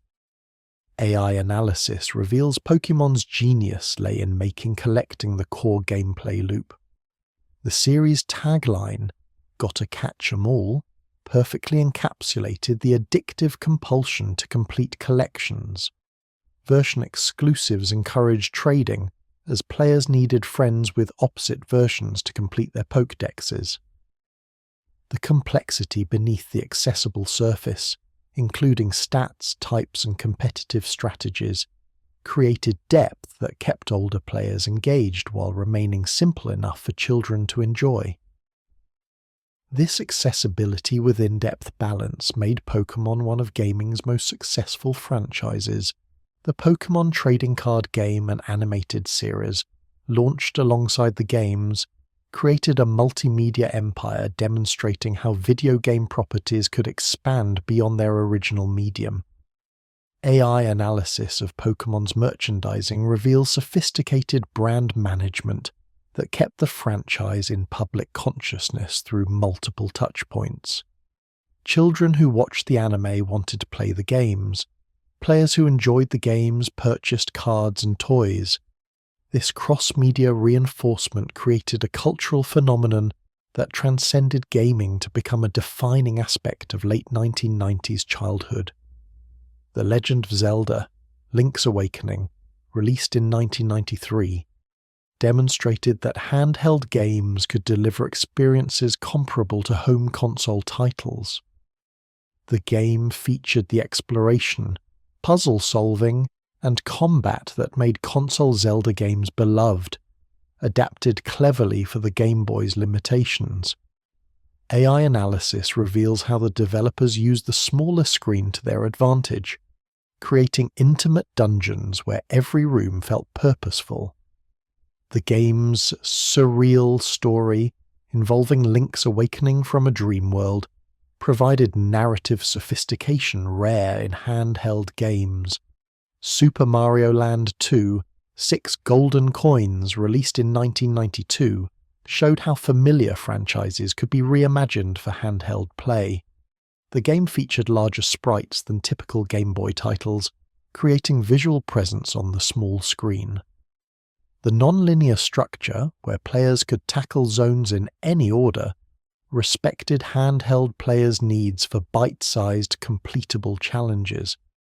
These design decisions, analyzed by AI as thoughtful adaptations rather than compromises, demonstrated that handheld limitations could inspire creativity rather than just constraining it. Competitors to the Game Boy struggled despite technical advantages. A pattern AI analysis attributes to game library weaknesses and marketing failures. The Sega Game Gear, launched in 1990, featured a backlit color screen that made games look dramatically better than Game Boy titles. However, the system required 6 AA batteries that lasted only 3 to 5 hours, making it impractical for sustained portable play. The game library, while including quality titles, never matched the Game Boy's depth or iconic releases. AI analysis of sales data reveals the Game Gear sold respectably, but never threatened Nintendo's dominance. The Atari Lynx, launched in 1989, featured advanced hardware enabling impressive color graphics and multi-directional scrolling impossible on competing handhelds. However, poor marketing, limited third-party support, and Atari's weakening position in the gaming market doomed the system commercially. AI analysis reveals the Lynx as a cautionary tale about how technical superiority doesn't guarantee market success, when other factors like brand strength, developer support, and pricing undermine the hardware advantages. Neo Geo Pocket Color, released in 1998, represented SNK's attempt to create a handheld focused on fighting games. The system's clicky microswitch joystick provided precise control well-suited to fighters, and the game library included excellent ports of SNK's popular arcade fighters. AI analysis reveals the system found a niche audience of fighting game enthusiasts, but struggled to expand beyond that demographic. The system's late entry into a mature market dominated by Game Boy made broader success nearly impossible despite hardware quality. The Game Boy Color, released in 1998, extended the original Game Boy's life while maintaining backwards compatibility. AI analysis reveals this as a conservative upgrade that nonetheless provided meaningful improvements. The color display made games more visually appealing without requiring the battery drain of backlit screens. Enhanced processing power enabled more complex games while maintaining the battery efficiency that made Game Boy practical for portable play. This measured approach contrasted with competitors' tendency to push hardware boundaries at the cost of practical usability. Pokémon Gold and Silver, released in 1999 for Game Boy Color, exemplified how the upgraded hardware enabled enhanced experiences while maintaining the series' core appeal. The games featured 2 regions to explore, day-night cycles affecting gameplay, and Pokémon breeding mechanics adding depth to collecting. AI analysis reveals these additions didn't complicate the core experience, but provided additional content for dedicated players. This approach of adding layers while preserving accessibility became a series hallmark that kept Pokémon relevant across multiple hardware generations. WonderSwan, released in Japan in 1999, demonstrated how regional markets could support handhelds unsuccessful internationally. The system, created by Gunpei Yokoi, who designed the original Game Boy, featured vertical and horizontal orientation capabilities, enabling games optimized for either format. Bandai's support included strong licenses like Digimon and Final Fantasy, creating a respectable Japanese library. However, the system never received Western releases, with AI analysis suggesting this reflected Bandai's conservative approach and recognition of Nintendo's seemingly insurmountable Western dominance. The handheld market during this era reveals patterns AI identifies as instructive for understanding gaming markets generally. Technical superiority mattered less than practical usability, game library strength, and brand recognition. Nintendo's focus on battery life and game quality over cutting-edge specifications created devices people actually wanted to use, rather than impressive hardware that proved impractical. Competitors who prioritized technical features over holistic user experience struggled despite advantages in specific areas. The social dimension of handheld gaming, particularly evident in Pokémon's success, demonstrated how hardware features enabling multiplayer interactions could drive engagement beyond single-player experiences. The link cable, a simple technology, became crucial to Pokémon's success by facilitating the trading and battling that made collecting meaningful. AI analysis reveals this social aspect kept players engaged longer than single-player focused handhelds, creating communities and shared experiences that enhanced individual enjoyment. Battery life considerations shaped game design in ways that distinguished handheld games from home console counterparts. AI analysis of successful handheld titles reveals common patterns: clear save systems allowing quick sessions, gameplay loops that remained engaging in short bursts, visual designs that remained legible on small screens, and mechanics that didn't require sustained concentration for extended periods. These constraints fostered design philosophies emphasizing accessibility and immediate engagement over the sprawling complexity sometimes found in home console titles. The Game Boy Advance, released in 2001, marked the transition to a new handheld generation, but retained backwards compatibility with the Game Boy and Game Boy Color libraries. This decision, analyzed by AI as providing security to consumers and developers, meant the installed base of compatible software numbered in the thousands at launch. Players could purchase the system confident their existing libraries would remain playable, while developers could reach audiences across multiple hardware generations. Looking at handheld gaming through AI's analytical lens reveals how portable gaming carved its own identity separate from home consoles. The best handheld games weren't simply shrunk versions of console experiences but thoughtfully designed for portable contexts. Pokémon couldn't have achieved the same cultural impact as a home console exclusive because its social mechanics required the portability that brought players together in physical spaces. Link's Awakening benefited from the Game Boy's intimate screen that made its strange world feel appropriately dreamlike and enclosed.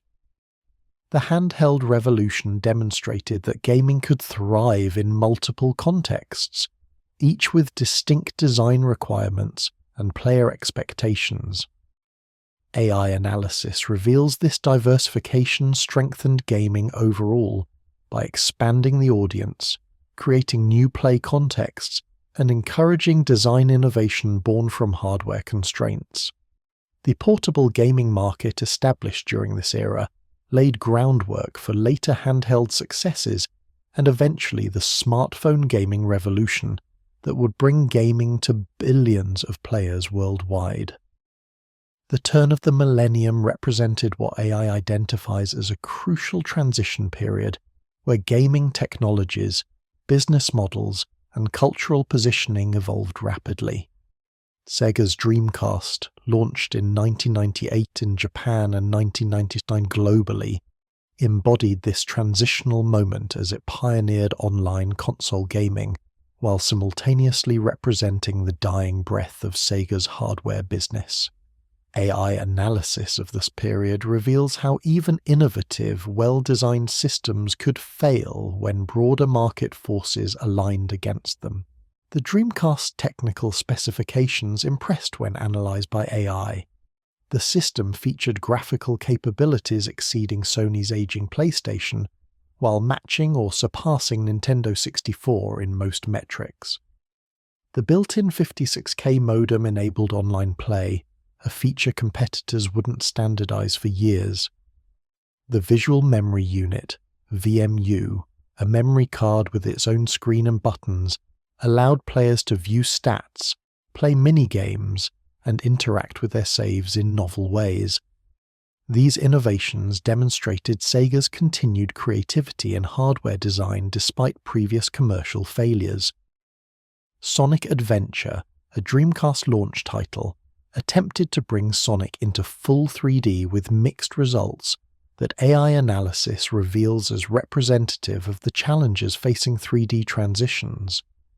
The game featured impressive graphics and ambitious scope, with multiple playable characters and varied gameplay styles.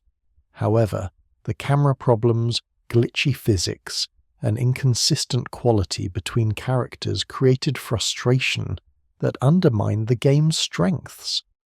These issues exemplified how established franchises struggled to translate beloved 2D gameplay into 3D environments without losing the magic that made them special. Soul Calibur, also a launch title, demonstrated the Dreamcast's capability to deliver arcade-perfect experiences at home. The game's beautiful graphics, smooth animation, and responsive controls convinced many players that home console gaming had finally achieved parity with arcades. AI analysis of player testimonials reveals Soul Calibur often served as a showcase title. The game players demonstrated to skeptical friends to prove the Dreamcast's capabilities. This killer app status helped early adoption, but couldn't overcome the system's broader market challenges. Phantasy Star Online, released in 2000, pioneered console online gaming in ways AI identifies as ahead of its time. The game created persistent online worlds where players could cooperate to complete quests, chat with teammates, and trade items. This social dimension transformed what could have been a straightforward action RPG into a community-building platform. Players formed guilds, developed online friendships, and spent hundreds of hours in the game's universe. These experiences previewed the massively multiplayer online games that would dominate PC gaming and eventually reach consoles more broadly. The challenges of dial-up internet, however, limited Phantasy Star Online's potential.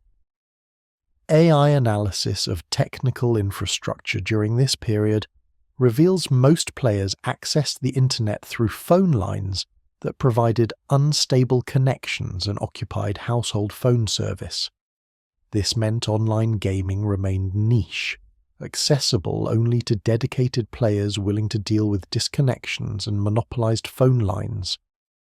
The technology to make online console gaming mainstream existed but depended on broadband infrastructure that wouldn't become common for several more years. Shenmue, discussed earlier, represented Dreamcast ambition that ultimately contributed to Sega's downfall. The game's massive development budget, variously reported between $47 and $70 million, couldn't be recouped given the Dreamcast's limited installed base. AI analysis reveals this as a pattern in Sega's final years. Ambitious, expensive projects that pushed boundaries but proved commercially unviable. While these games demonstrated creative vision, they contributed to financial losses that made Sega's exit from hardware manufacturing inevitable. The PlayStation 2, launched in Japan in 2000 and globally in 2000-2001, dominated the early 2000s through strategic advantages AI identifies as cementing Sony's market leadership. Backwards compatibility with original PlayStation games provided instant access to that system's massive library. DVD playback capability made the PS2 an affordable DVD player when standalone players still cost hundreds of dollars. This dual functionality meant parents could justify the purchase as home entertainment equipment rather than just a gaming console, expanding the potential market beyond traditional gamers. The PS2's technical capabilities, while not dramatically superior to competitors in all areas, provided enough power for developers to create visually impressive games. AI analysis of technical specifications reveals the system's Emotion Engine processor excelled at particle effects and on-screen object counts, enabling games with impressive visual flourish. The system's substantial installed base, eventually exceeding 150 million units, meant developers could invest in ambitious projects confident a large audience existed. Grand Theft Auto 3, released in 2001, revolutionized open-world gaming while demonstrating the PS2's capabilities. The game's living city, where AI-controlled pedestrians and vehicles created a breathing urban environment, provided unprecedented freedom. Players could follow the storyline, but they could also simply explore, experiment, and create their own emergent narratives. AI analysis reveals this freedom, combined with the game's controversial violence and mature themes, generated media attention that boosted sales while sparking debates about gaming's societal impact. The Grand Theft Auto series' success demonstrated how gaming could successfully target adult audiences willing to engage with mature content and complex systems. AI analysis of sales demographics reveals the games appealed primarily to older teenagers and adults, a shift from gaming's earlier child-focused positioning. This maturation of gaming's audience, already underway, accelerated as developers realized viable markets existed for content designed specifically for adults, rather than hoping for crossover appeal from family-friendly games. Final Fantasy X, released in 2001, showcased the PS2's graphical capabilities while evolving the JRPG formula. The game featured voice acting, a first for the series, that enhanced storytelling despite some performances that AI analysis of player feedback reveals were controversial. The elimination of the world map in favor of linear progression between areas represented a significant design shift that divided fans.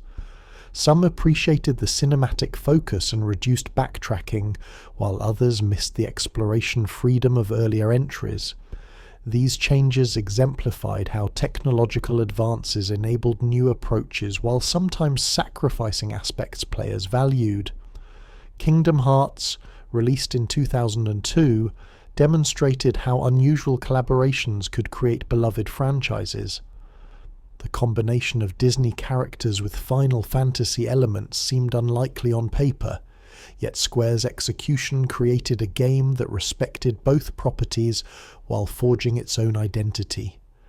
AI analysis reveals the game appealed to Disney fans intrigued by action RPG mechanics and Square RPG fans interested in exploring Disney worlds. This crossover appeal made the game successful beyond what either property might have achieved independently. Microsoft's Xbox, launched in 2001, entered the console market with advantages and challenges AI identifies as shaping its trajectory. Microsoft's financial resources dwarfed traditional gaming companies, enabling them to sustain losses in pursuit of market position. The console's PC-like architecture made development easier for studios accustomed to PC game creation. The built-in Ethernet port and Xbox Live service, launched in 2002, provided superior online gaming infrastructure compared to Sony's PS2 network adapter. These advantages helped establish Microsoft as a serious competitor, despite being a newcomer to console gaming. Halo: Combat Evolved, the Xbox's launch title, created a franchise that would define Microsoft's gaming efforts for 2 decades.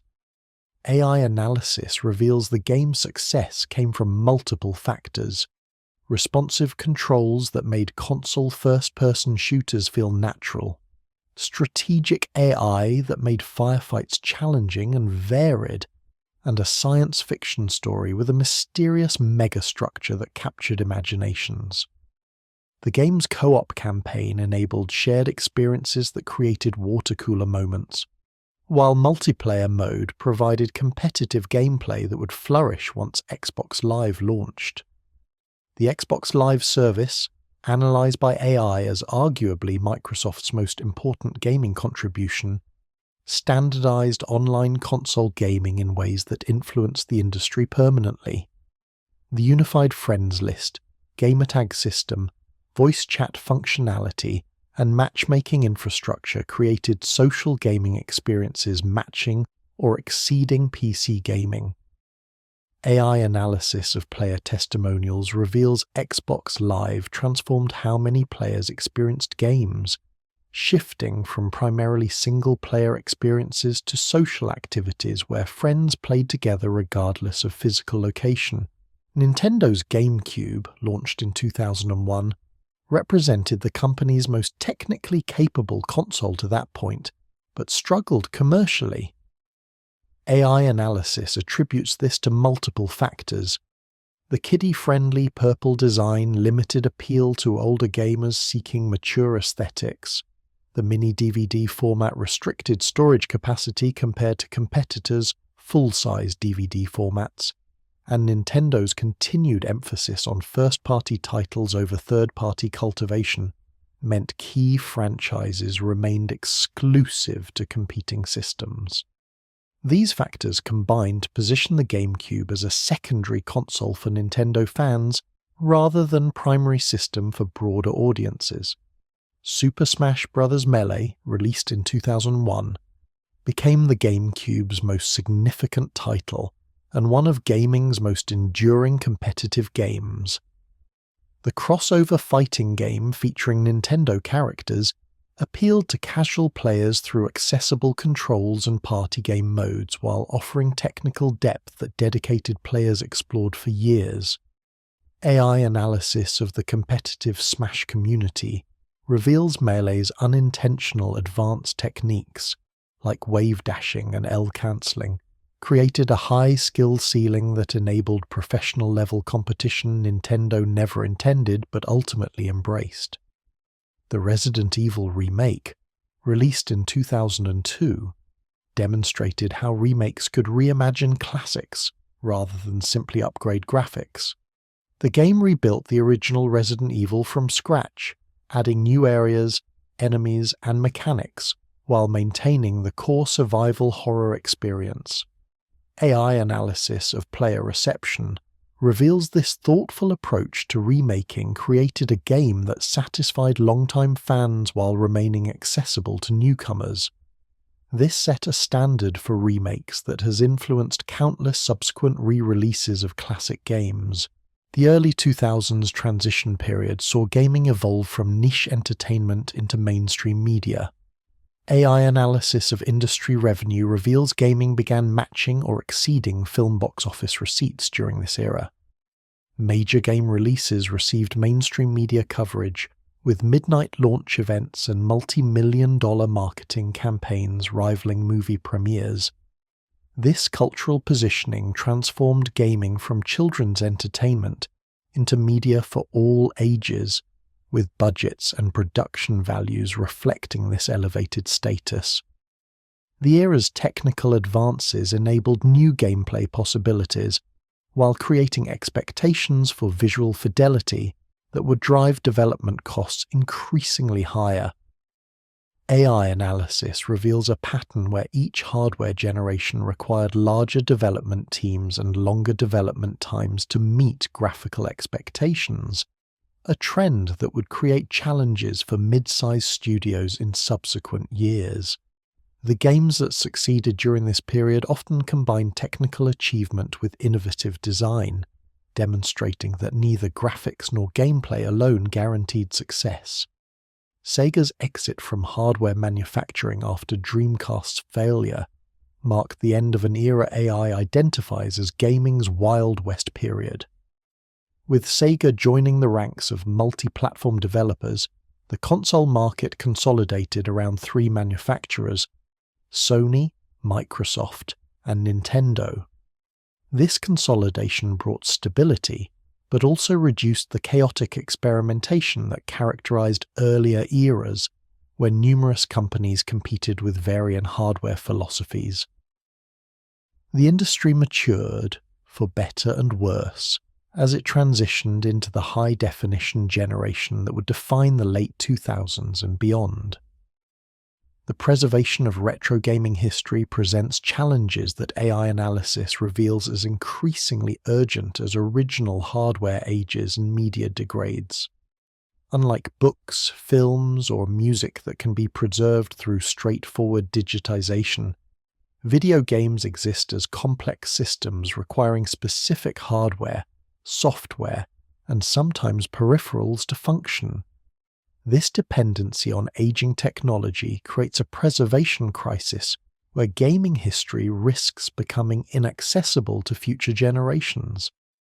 The challenges are technical, legal, ethical, and cultural, requiring solutions that balance preservation needs with copyright concerns and commercial interests. Physical media degradation represents the most immediate threat AI identifies in preservation efforts. Cartridges rely on battery-backed memory for saves, with those batteries losing charge after 20 to 30 years. When batteries die, saves are lost, and games with battery-dependent functions become partially unplayable. Cleaning cartridge contacts can restore functionality temporarily, but corrosion gradually makes old cartridges unreliable. Optical discs face different problems. Disc rot can make CDs and DVDs unreadable as the reflective layer degrades, a process accelerated by poor storage conditions. Console hardware aging creates compounding problems that AI analysis reveals will intensify as systems age further. Moving parts like disk drives wear out, capacitors degrade and leak, connections oxidize, and specialized chips that can't be replaced fail. Some systems, like the Sega Game Gear, face near-universal capacitor failures requiring professional repairs. Original Xbox consoles contain time capacitors that eventually leak and destroy motherboards. These aren't occasional failures, but systematic problems affecting entire production runs that will eventually render all original hardware non-functional. The peripheral dependency issue creates unique preservation challenges that AI identifies as often overlooked. Many games require specific controllers, light guns, dance mats, or other accessories that are no longer manufactured.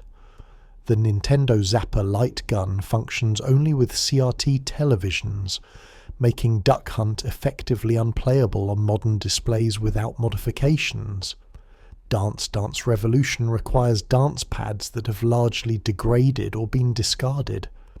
Guitar Hero and Rock Band need instrument controllers that were manufactured in limited quantities and are now collector's items. These dependencies mean preserving games requires preserving entire ecosystems of hardware. Digital rights management and online dependent features create modern preservation problems that AI analysis suggests exceed physical media challenges. Games requiring server authentication become unplayable when publishers shut down servers. Digital-only releases on discontinued platforms like the Wii Shop channel vanish when storefronts close unless players purchase them before closure. Patches and updates that fix critical bugs or added features become unavailable, meaning preserved original releases may be broken or incomplete versions. These issues affect both retro games receiving digital re-releases and newer titles that may become tomorrow's retro classics. Emulation represents the most practical preservation solution, but AI analysis reveals complex legal and ethical dimensions. Emulators recreate console hardware in software, allowing games to run on modern computers. This solves hardware degradation problems by eliminating dependence on aging physical systems. However, emulation exists in legal grey areas where creating emulators is generally legal, but distributing copyrighted game files, ROMs, violates copyright law. This creates situations where preservation technology exists, but using it requires accessing materials through legally questionable means. The ROM distribution ecosystem, analysed by AI through archive and community data, evolved to preserve games when publishers showed no interest in doing so. Enthusiast groups dumped cartridges and discs, creating digital files that could be shared and preserved indefinitely. These archives contain thousands of games, including many that never received official re-releases and would otherwise be completely inaccessible. However, these collections also include commercially available games, creating complex situations where preservation needs conflict with intellectual property rights. Publisher attitudes toward emulation and ROMs vary in ways AI identifies as inconsistent and often counterproductive to preservation. Some companies, like Nintendo, aggressively pursue ROM sites and emulator developers through legal action, viewing any unauthorized distribution as piracy regardless of games' commercial availability.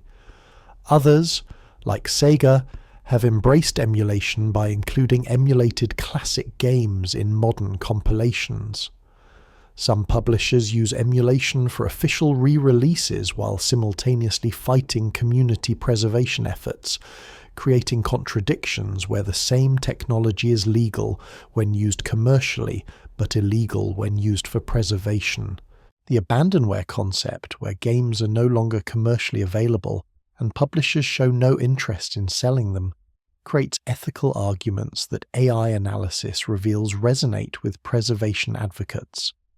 If games cannot be purchased through any official channel and generate no revenue for copyright holders, does distribution for preservation purposes harm anyone? Publishers counter that they retain rights regardless of commercial availability, and that tolerating unauthorized distribution sets precedents they cannot accept. This deadlock means countless games remain in legal limbo, inaccessible except through technically illegal means. Open-source emulation projects like MAME, Multiple Arcade Machine Emulator, demonstrate successful preservation approaches that AI identifies as models worth expanding. MAME aims to document arcade hardware accurately, preserving technical details alongside game software. The project's academic focus and non-commercial nature have largely shielded it from legal challenges while creating invaluable historical records. However, MAME's approach requires substantial technical expertise and volunteer effort that may not scale to preserve all gaming history without institutional support. The Video Game History Foundation and similar organizations represent institutional preservation efforts that AI analysis suggests offer sustainable long-term solutions. These groups work with publishers, developers, and archives to preserve games, development materials, and historical records through legal channels. By partnering with rights holders and focusing on preservation rather than distribution, they avoid legal conflicts while building comprehensive archives. However, funding limitations and the voluntary nature of publisher cooperation mean these efforts cannot preserve everything without broader industry and governmental support. Digital storefronts like GOG, Good Old Games, and Steam demonstrate how commercial re-releases can serve preservation by making classic games officially available on modern systems. AI analysis reveals these services often use emulation or compatibility layers to run old games, legitimizing technologies that operate in grey areas when used unofficially. By licensing games and compensating rights holders, these platforms create win-win scenarios where preservation serves commercial interests. However, their focus on commercially viable titles means many games remain unpreserved if they lack market potential. The remake and remaster trend serves preservation by introducing classic games to new audiences while updating them for modern platforms. AI analysis of recent remakes like Resident Evil 2, 2019, and Final Fantasy VII Remake reveals these projects sometimes recreate games so substantially they become separate experiences rather than pure preservation. This raises questions about what preservation means. Should we preserve games exactly as they were, bugs and all, or is updating them for contemporary sensibilities and technologies acceptable? The answer affects preservation strategies and resource allocation. Fan-made preservation projects, including translation patches, bug fixes, and quality-of-life improvements, demonstrate community commitment to keeping games playable and accessible.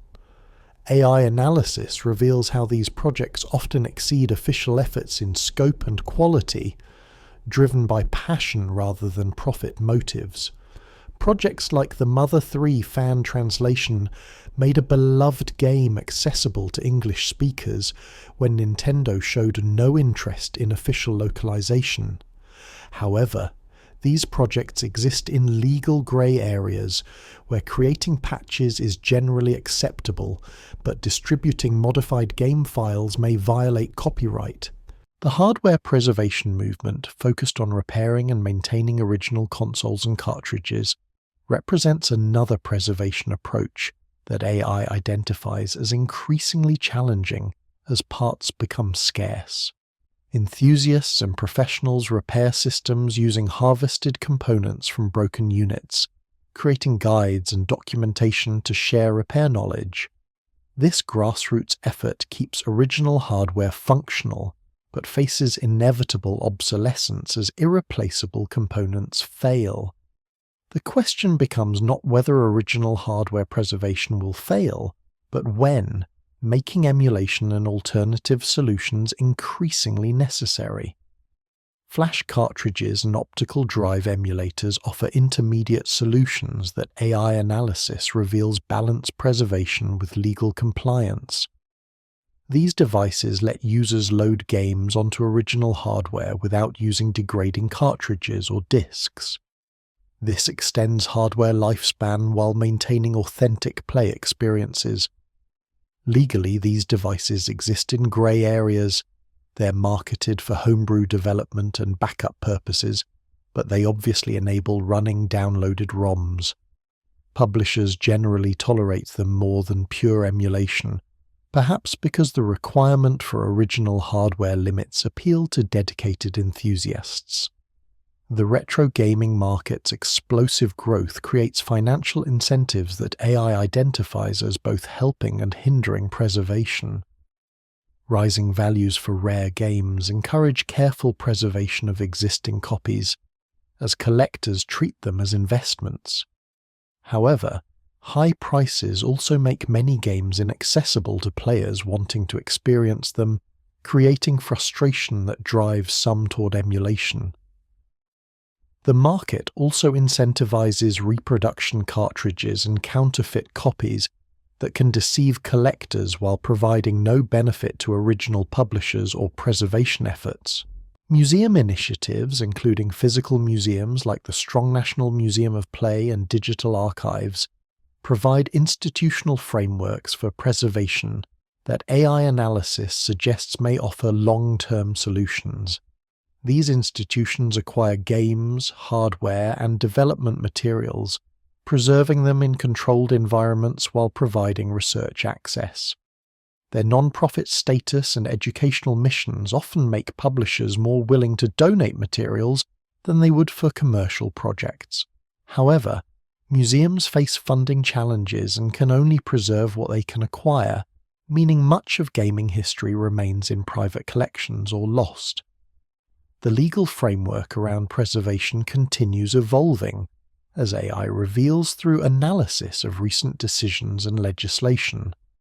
The Digital Millennium Copyright Act includes exceptions allowing museums and archives to bypass copy protection for preservation purposes, though these exceptions remain limited.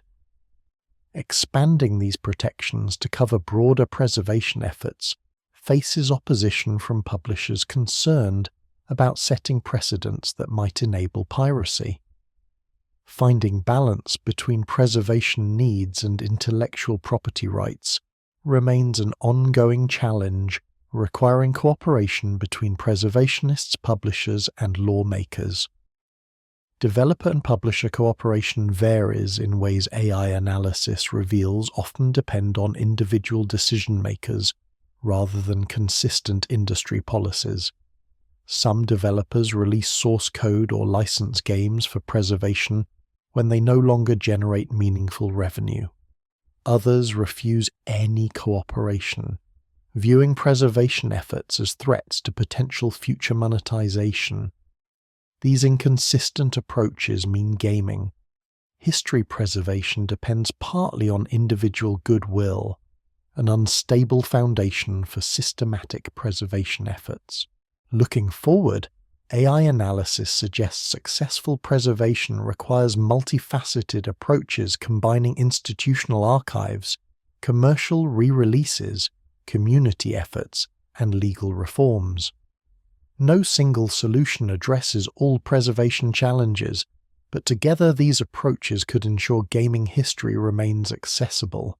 The urgency increases as original hardware fails and physical media degrades, creating limited windows to preserve games before they become unplayable through legitimate means.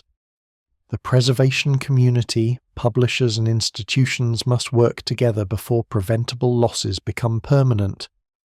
The cultural importance of game preservation extends beyond nostalgia.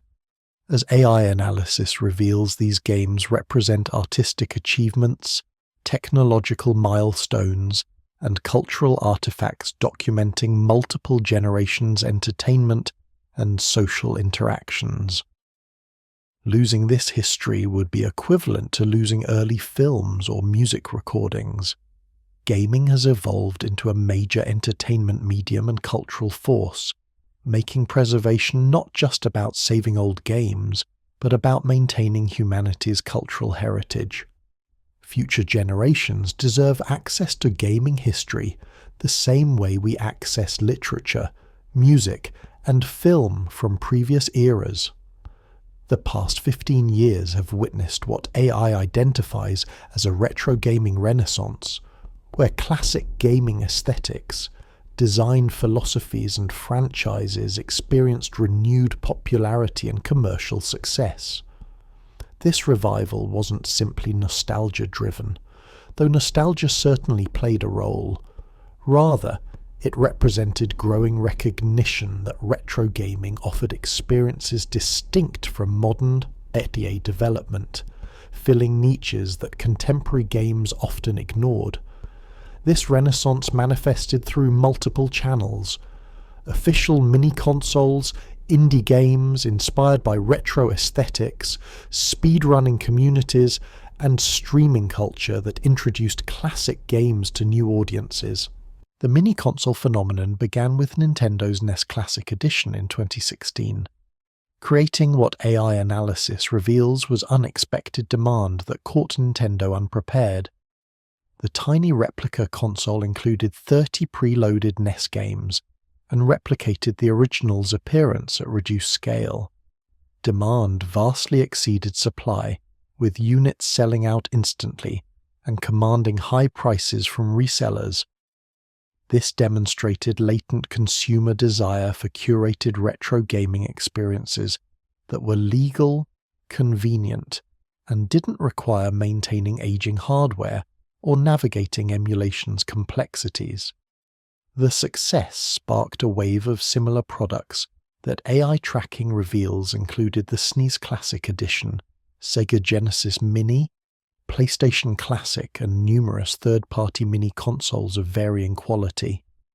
These devices offered nostalgia in plug-and-play packages, appealing to lapsed gamers wanting to revisit childhood favorites and younger players curious about gaming history. The curated game selections, while sometimes frustrating for fans of excluded titles, introduced classic games to audiences who might never have experienced them otherwise. This accessibility served preservation by keeping classic games in public consciousness. However, AI analysis of the mini-console market reveals quality varied dramatically. Official products from Nintendo and Sega generally received positive reception for emulation quality, game selection, and build quality. The PlayStation Classic faced criticism for poor emulation, awkward game selections, and technical issues that suggested rushed development. Third-party mini-consoles range from carefully crafted tributes to cynical cash grabs using poor emulation and unlicensed game ROMs. This quality variance meant consumers needed research to avoid disappointing purchases, reducing the plug-and-play simplicity that made mini-consoles appealing. The indie game revolution drew heavily from retro aesthetics and design philosophies, with AI analysis revealing this went beyond simple nostalgia to represent philosophical reactions against modern dark development. Games like Shovel Knight, released in 2014, deliberately emulated NES-era graphics and design, while incorporating modern refinements like improved controls and quality-of-life features. This demonstrated how retro aesthetics could combine with contemporary design understanding to create experiences that felt familiar yet fresh, respecting the past while avoiding its frustrations. Celeste, released in 2018, used retro-inspired pixel art and tight platforming mechanics reminiscent of classic games while telling emotionally resonant stories about anxiety and personal growth. AI analysis reveals how the game's challenging gameplay never felt unfair, due to instant respawns and generous checkpoint systems that eliminated the punishment-focused difficulty of older platformers. This showed how retro-inspired games could capture classic gameplay feel while respecting players' time and reducing frustration, appealing to adults with limited gaming time who still wanted challenging experiences. Undertale, released in 2015, subverted RPG conventions while using deliberately retro graphics and mechanics. The game's unique combat system, where players could choose non-violent solutions to encounters, challenged the genre's typical combat focus. AI analysis of player reactions reveals many found the game's deconstruction of RPG tropes thought-provoking, while the retro aesthetic lowered production costs, allowing a small team to create an ambitious project. This demonstrated how retro graphics could be practical choices enabling creative visions rather than mere nostalgia. The roguelike revival represented another retro-influenced trend, with games like The Binding of Isaac, Enter the Gungeon, and Dead Cells combining permadeath and procedural generation with modern production values. AI analysis reveals these games appeal to players seeking high-difficulty experiences with strong replay value, characteristics often associated with retro games. The randomization and difficulty created water cooler moments as players shared unique experiences and strategies, fostering communities around shared challenges similar to how classic games sparked playground discussions. Metroidvania games experienced a renaissance building on the exploration-focused design pioneered by Metroid and Castlevania, Symphony of the Night. Games like Hollow Knight, Ori and the Blind Forest, and Axiom Verge demonstrated how the interconnected world formula remained compelling when executed well. AI analysis suggests this genre's success reflected player desire for exploration-focused experiences where discovery and mastery created satisfaction beyond simply completing storylines.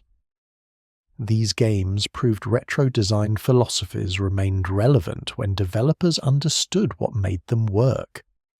The speedrunning community transformed retro games into competitive activities, with AI analysis revealing this represents one of gaming's most significant cultural developments.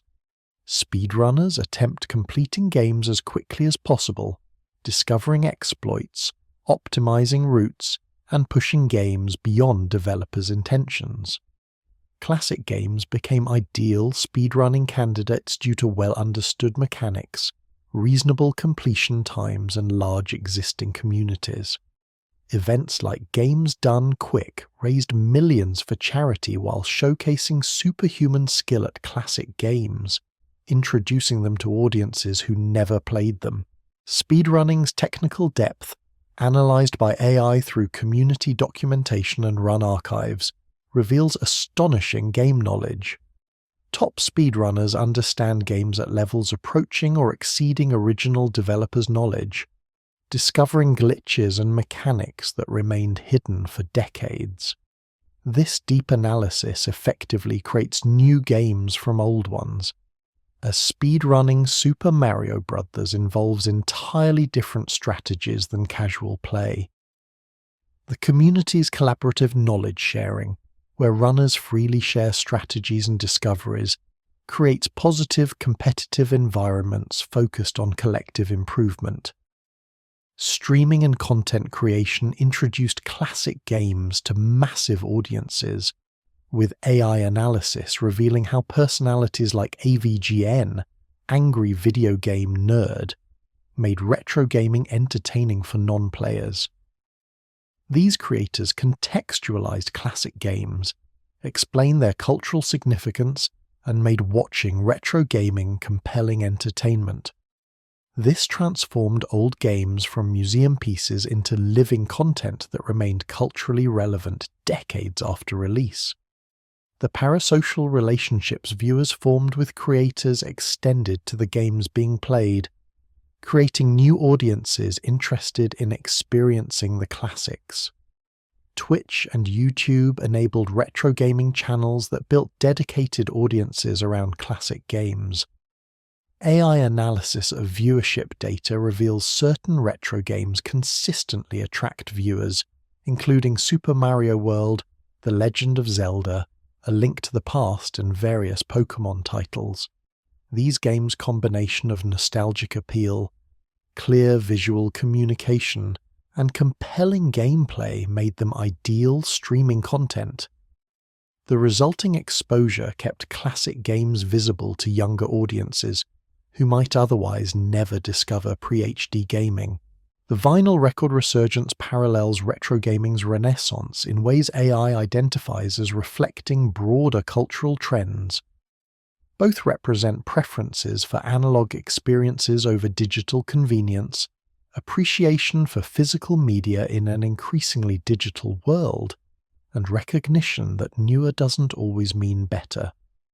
Retro gaming's emphasis on immediate gameplay over cinematic presentations, handcrafted levels over procedural generation, and arcade-style challenges over guided experiences appealed to players fatigued by modern design trends, emphasizing player retention over pure enjoyment.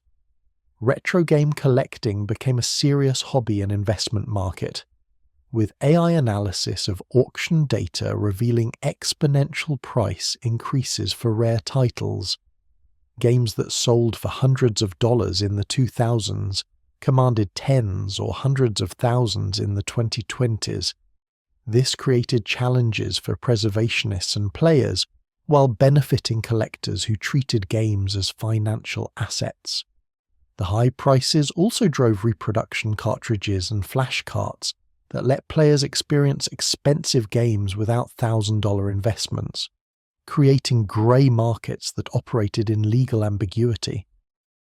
The retro aesthetic in modern D&A games revealed how retro influence extended beyond indie titles. Mega Man 9 and 10, released as downloadable games in 2008 and 2010, deliberately used 8-bit graphics and design despite releasing on HD-capable systems. This showed major publishers recognized markets for intentionally retro experiences. Later, games like Sonic Mania demonstrated how returning to classic gameplay styles could revive struggling franchises by giving fans experiences they'd been requesting for years. Educational uses of retro games emerged as teachers, and researchers recognized their value for teaching game design, programming, and cultural history. AI analysis reveals retro games' relative simplicity made them ideal for analysis and replication by students learning development. Computer science courses sometimes assign recreating Pong or Pac-Man as introductory projects, using cultural familiarity to make programming concepts accessible.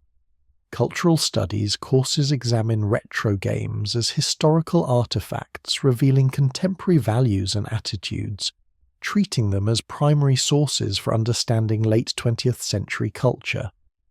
The demake phenomenon, where modern games are recreated in retro styles, demonstrated how designers could translate contemporary titles into classic aesthetic constraints. AI analysis suggests demakes served both as creative exercises and commentary on how modern gaming's complexity sometimes obscures core gameplay.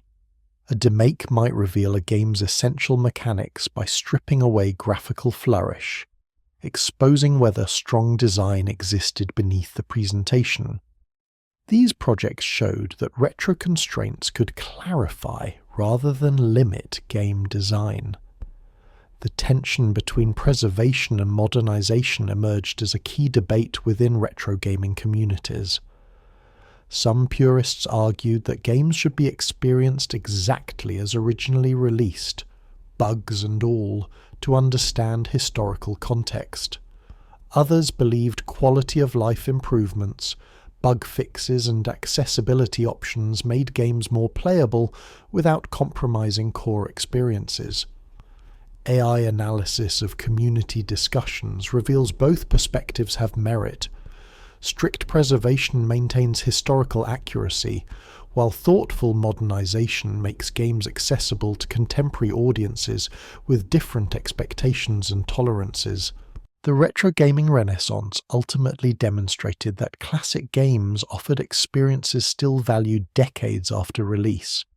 AI analysis reveals this wasn't merely nostalgia, but recognition, that retro design philosophies emphasizing tight mechanics, clever level design, and immediate accessibility created satisfying experiences regardless of graphical fidelity. Modern gaming's focus on photorealism, cinematic presentation, and sprawling open worlds served some players well, but left others craving the focused, challenging experiences retro games provided. The Renaissance showed room existed for multiple design philosophies, with retro approaches remaining viable and commercially successful. When artificial intelligence analyzes gaming's evolution across multiple decades, patterns emerge that human observers might miss or undervalue. AI processes vast datasets including sales figures, review scores, player testimonials, development costs, technological specifications, and cultural impact metrics to identify trends, correlations, and insights about what made games successful and how the medium evolved. This analysis reveals gaming's development wasn't random but followed logical progressions driven by technology, market forces, cultural factors, and design innovation. AI identifies iterative improvement as gaming's primary evolution mechanism. Most successful games refined existing concepts rather than revolutionizing genres. Super Mario Bros. Iterated on earlier platformers. The Legend of Zelda refined action-adventure exploration. Street Fighter II perfected fighting games pioneered by earlier titles. This pattern continues throughout gaming history. Innovation typically came through refinement of established ideas rather than completely novel concepts. The rare genuine innovations like 3D gaming or online multiplayer then spawned their own iterative improvement cycles as developers explored possibilities. The technology design feedback loop, analyzed by AI, reveals how hardware capabilities and game design influenced each other cyclically. New hardware enabled design innovations impossible on previous systems. Successful innovations then drove consumer demand for hardware capable of delivering those experiences. This created positive feedback where technology push and market pull work together, driving rapid advancement. The transition to 3D gaming exemplifies this. Hardware advances enabled primitive 3D graphics. Successful 3D games drove hardware demand. Increased demand justified better 3D hardware, which enabled more sophisticated 3D games. AI pattern recognition reveals that successful games balance familiarity and novelty carefully. Games too similar to predecessors felt derivative and uninspired. Games too different alienated fans expecting familiar experiences. The most successful titles innovated within established frameworks, providing enough freshness to feel new while maintaining enough familiarity to feel accessible. This balance point shifted based on franchise strength and audience appetite for change, but the principle remained constant across gaming history.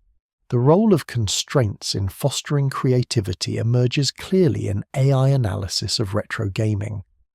Early developers faced severe technical limitations: limited memory, minimal processing power, restrictive color palettes, simple sound capabilities.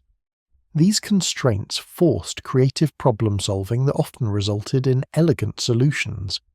Unable to create realistic graphics, developers crafted iconic visual styles. Lacking sophisticated sound hardware, composers created memorable melodies using minimal channels. Limited memory required tight, focused designs without bloat. AI analysis suggests modern gaming sometimes suffers from lack of constraints, as unlimited resources can lead to unfocused design and feature creep. Network effects in multiplayer gaming demonstrate how AI identifies social factors as crucial to certain games' success. Games with strong multiplayer communities became more valuable as player bases grew, since multiplayer games depend on having people to play with. This created winner-take-all dynamics where leading multiplayer games dominated their categories while competitors struggled. Street Fighter II's arcade success fed on itself. People played it because others played it, making it the game to master for social play. This pattern repeated with online gaming where popular titles maintained dominance through established player bases. The generational memory analyzed by AI reveals how gaming culture perpetuates through shared experiences that become cultural touchstones. People who grew up with NS games introduced them to their children, creating multi-generational appreciation. Classic games appeared in movies, television, and music that reference gaming culture, keeping them visible to new audiences. This cultural persistence meant retro games remained relevant beyond their technological currency, becoming cultural artifacts that transcended their original entertainment context. AI's analysis of game difficulty reveals evolving player expectations across gaming generations. Early arcade games featured punishing difficulty designed to extract maximum coins from players. Home console games inherited this difficulty, but without the financial incentive, creating frustration that some players enjoyed but many found off-putting. Modern gaming trends toward accessibility and optional difficulty settings reflect broader audience cultivation and recognition that not all players want intense challenges.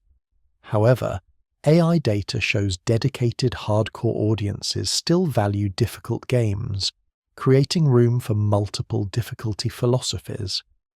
The rise and fall of genres tracked by AI reveals cyclical popularity patterns.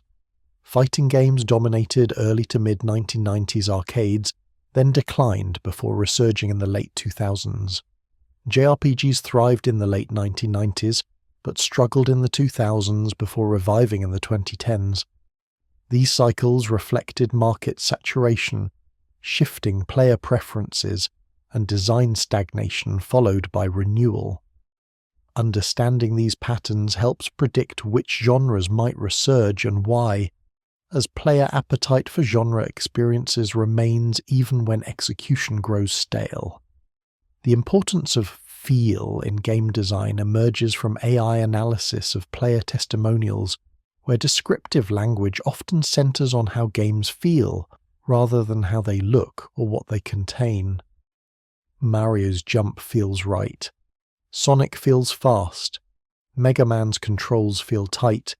This subjective quality, difficult to quantify but immediately recognizable to players, often determines whether games feel good to play, regardless of other factors. Games with poor feel frustrate even when other elements work well, while games with excellent feel remain enjoyable despite limitations elsewhere. Marketing and cultural positioning analyzed by AI reveal how framing and presentation affected game success as much as quality. Sega's edgy marketing against Nintendo's family-friendly image attracted older children seeking maturity validation. PlayStation's adult-focused advertisements expanded gaming beyond children's entertainment. Xbox's emphasis on online connectivity appealed to social gamers. These positioning strategies created brand identities that influenced purchasing decisions beyond individual game quality, showing that cultural factors matter alongside product qualities. The role of luck and timing in gaming history becomes apparent in AI analysis of successful games and companies. Nintendo's timing entering the North American market after the 1983 crash meant little competition, while consumers remained receptive to quality gaming. PlayStation's CD-ROM adoption coincided with affordable disc production, making the format viable when earlier attempts failed. These fortunate timings, combined with solid execution, enabled success that might not have occurred with different timing. AI analysis reveals countless quality games and systems failed due to bad timing, demonstrating that success requires both merit and favorable circumstances. The influence of individual creators analyzed by AI reveals how certain designers shaped gaming disproportionately. Shigeru Miyamoto's influence through Mario, Zelda, and other franchises affected platform gaming fundamentally. Hironobu Sakaguchi's Final Fantasy defined JRPG conventions. John Carmack's technical innovations in first-person shooters enabled the genre's evolution. These individuals, through combination of talent, opportunity and persistence, steered gaming's development in ways that alternate timelines without them might have evolved differently. AI analysis of counterfactual scenarios suggest gaming would look remarkably different without these key figures. The democratization of development through accessible tools changed who could create games, with AI analysis revealing how this expanded gaming's creative palette. Early game development required specialized knowledge and expensive equipment, limiting creation to dedicated professionals. Modern tools like Unity, Unreal Engine, and GameMaker lowered barriers, enabling small teams and individuals to create games rivaling professional productions. This democratization introduced diverse voices and perspectives, while proving that small teams with creative visions could succeed alongside A studios. AI analysis of gaming's cultural impact reveals how the medium influenced broader culture beyond entertainment. Video game music entered concert halls with symphony performances of game soundtracks. Museums hosted video game exhibitions treating them as art. Educational programs incorporated gaming concepts to engage students. Governments explored gamification for civic engagement.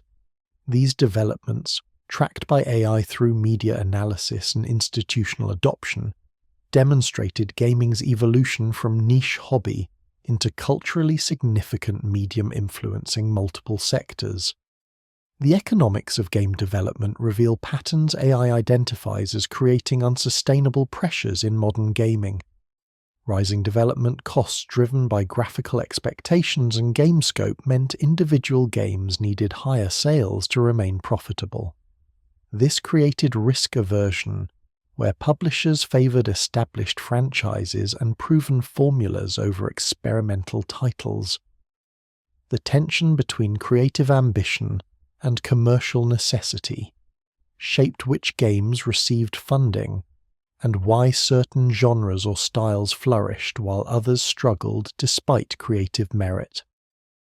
Looking at gaming evolution through AI's analytical lens reveals a medium that grew from simple entertainment into complex art form and cultural force. The patterns, trends, and insights AI identifies help us understand not just what games were made, but why they succeeded, how audiences responded, and what factors drove gaming's development. This understanding enriches appreciation for gaming history, while providing frameworks for evaluating contemporary games and predicting future trends. Our journey through retro gaming history, viewed through the analytical lens of artificial intelligence, reveals a medium far richer and more complex than simple nostalgia might suggest. From the pioneering arcade era through the console wars, the transition to 3D, and the modern retro renaissance, gaming has continuously evolved while maintaining threads connecting contemporary experiences to those earliest pixels and beeps.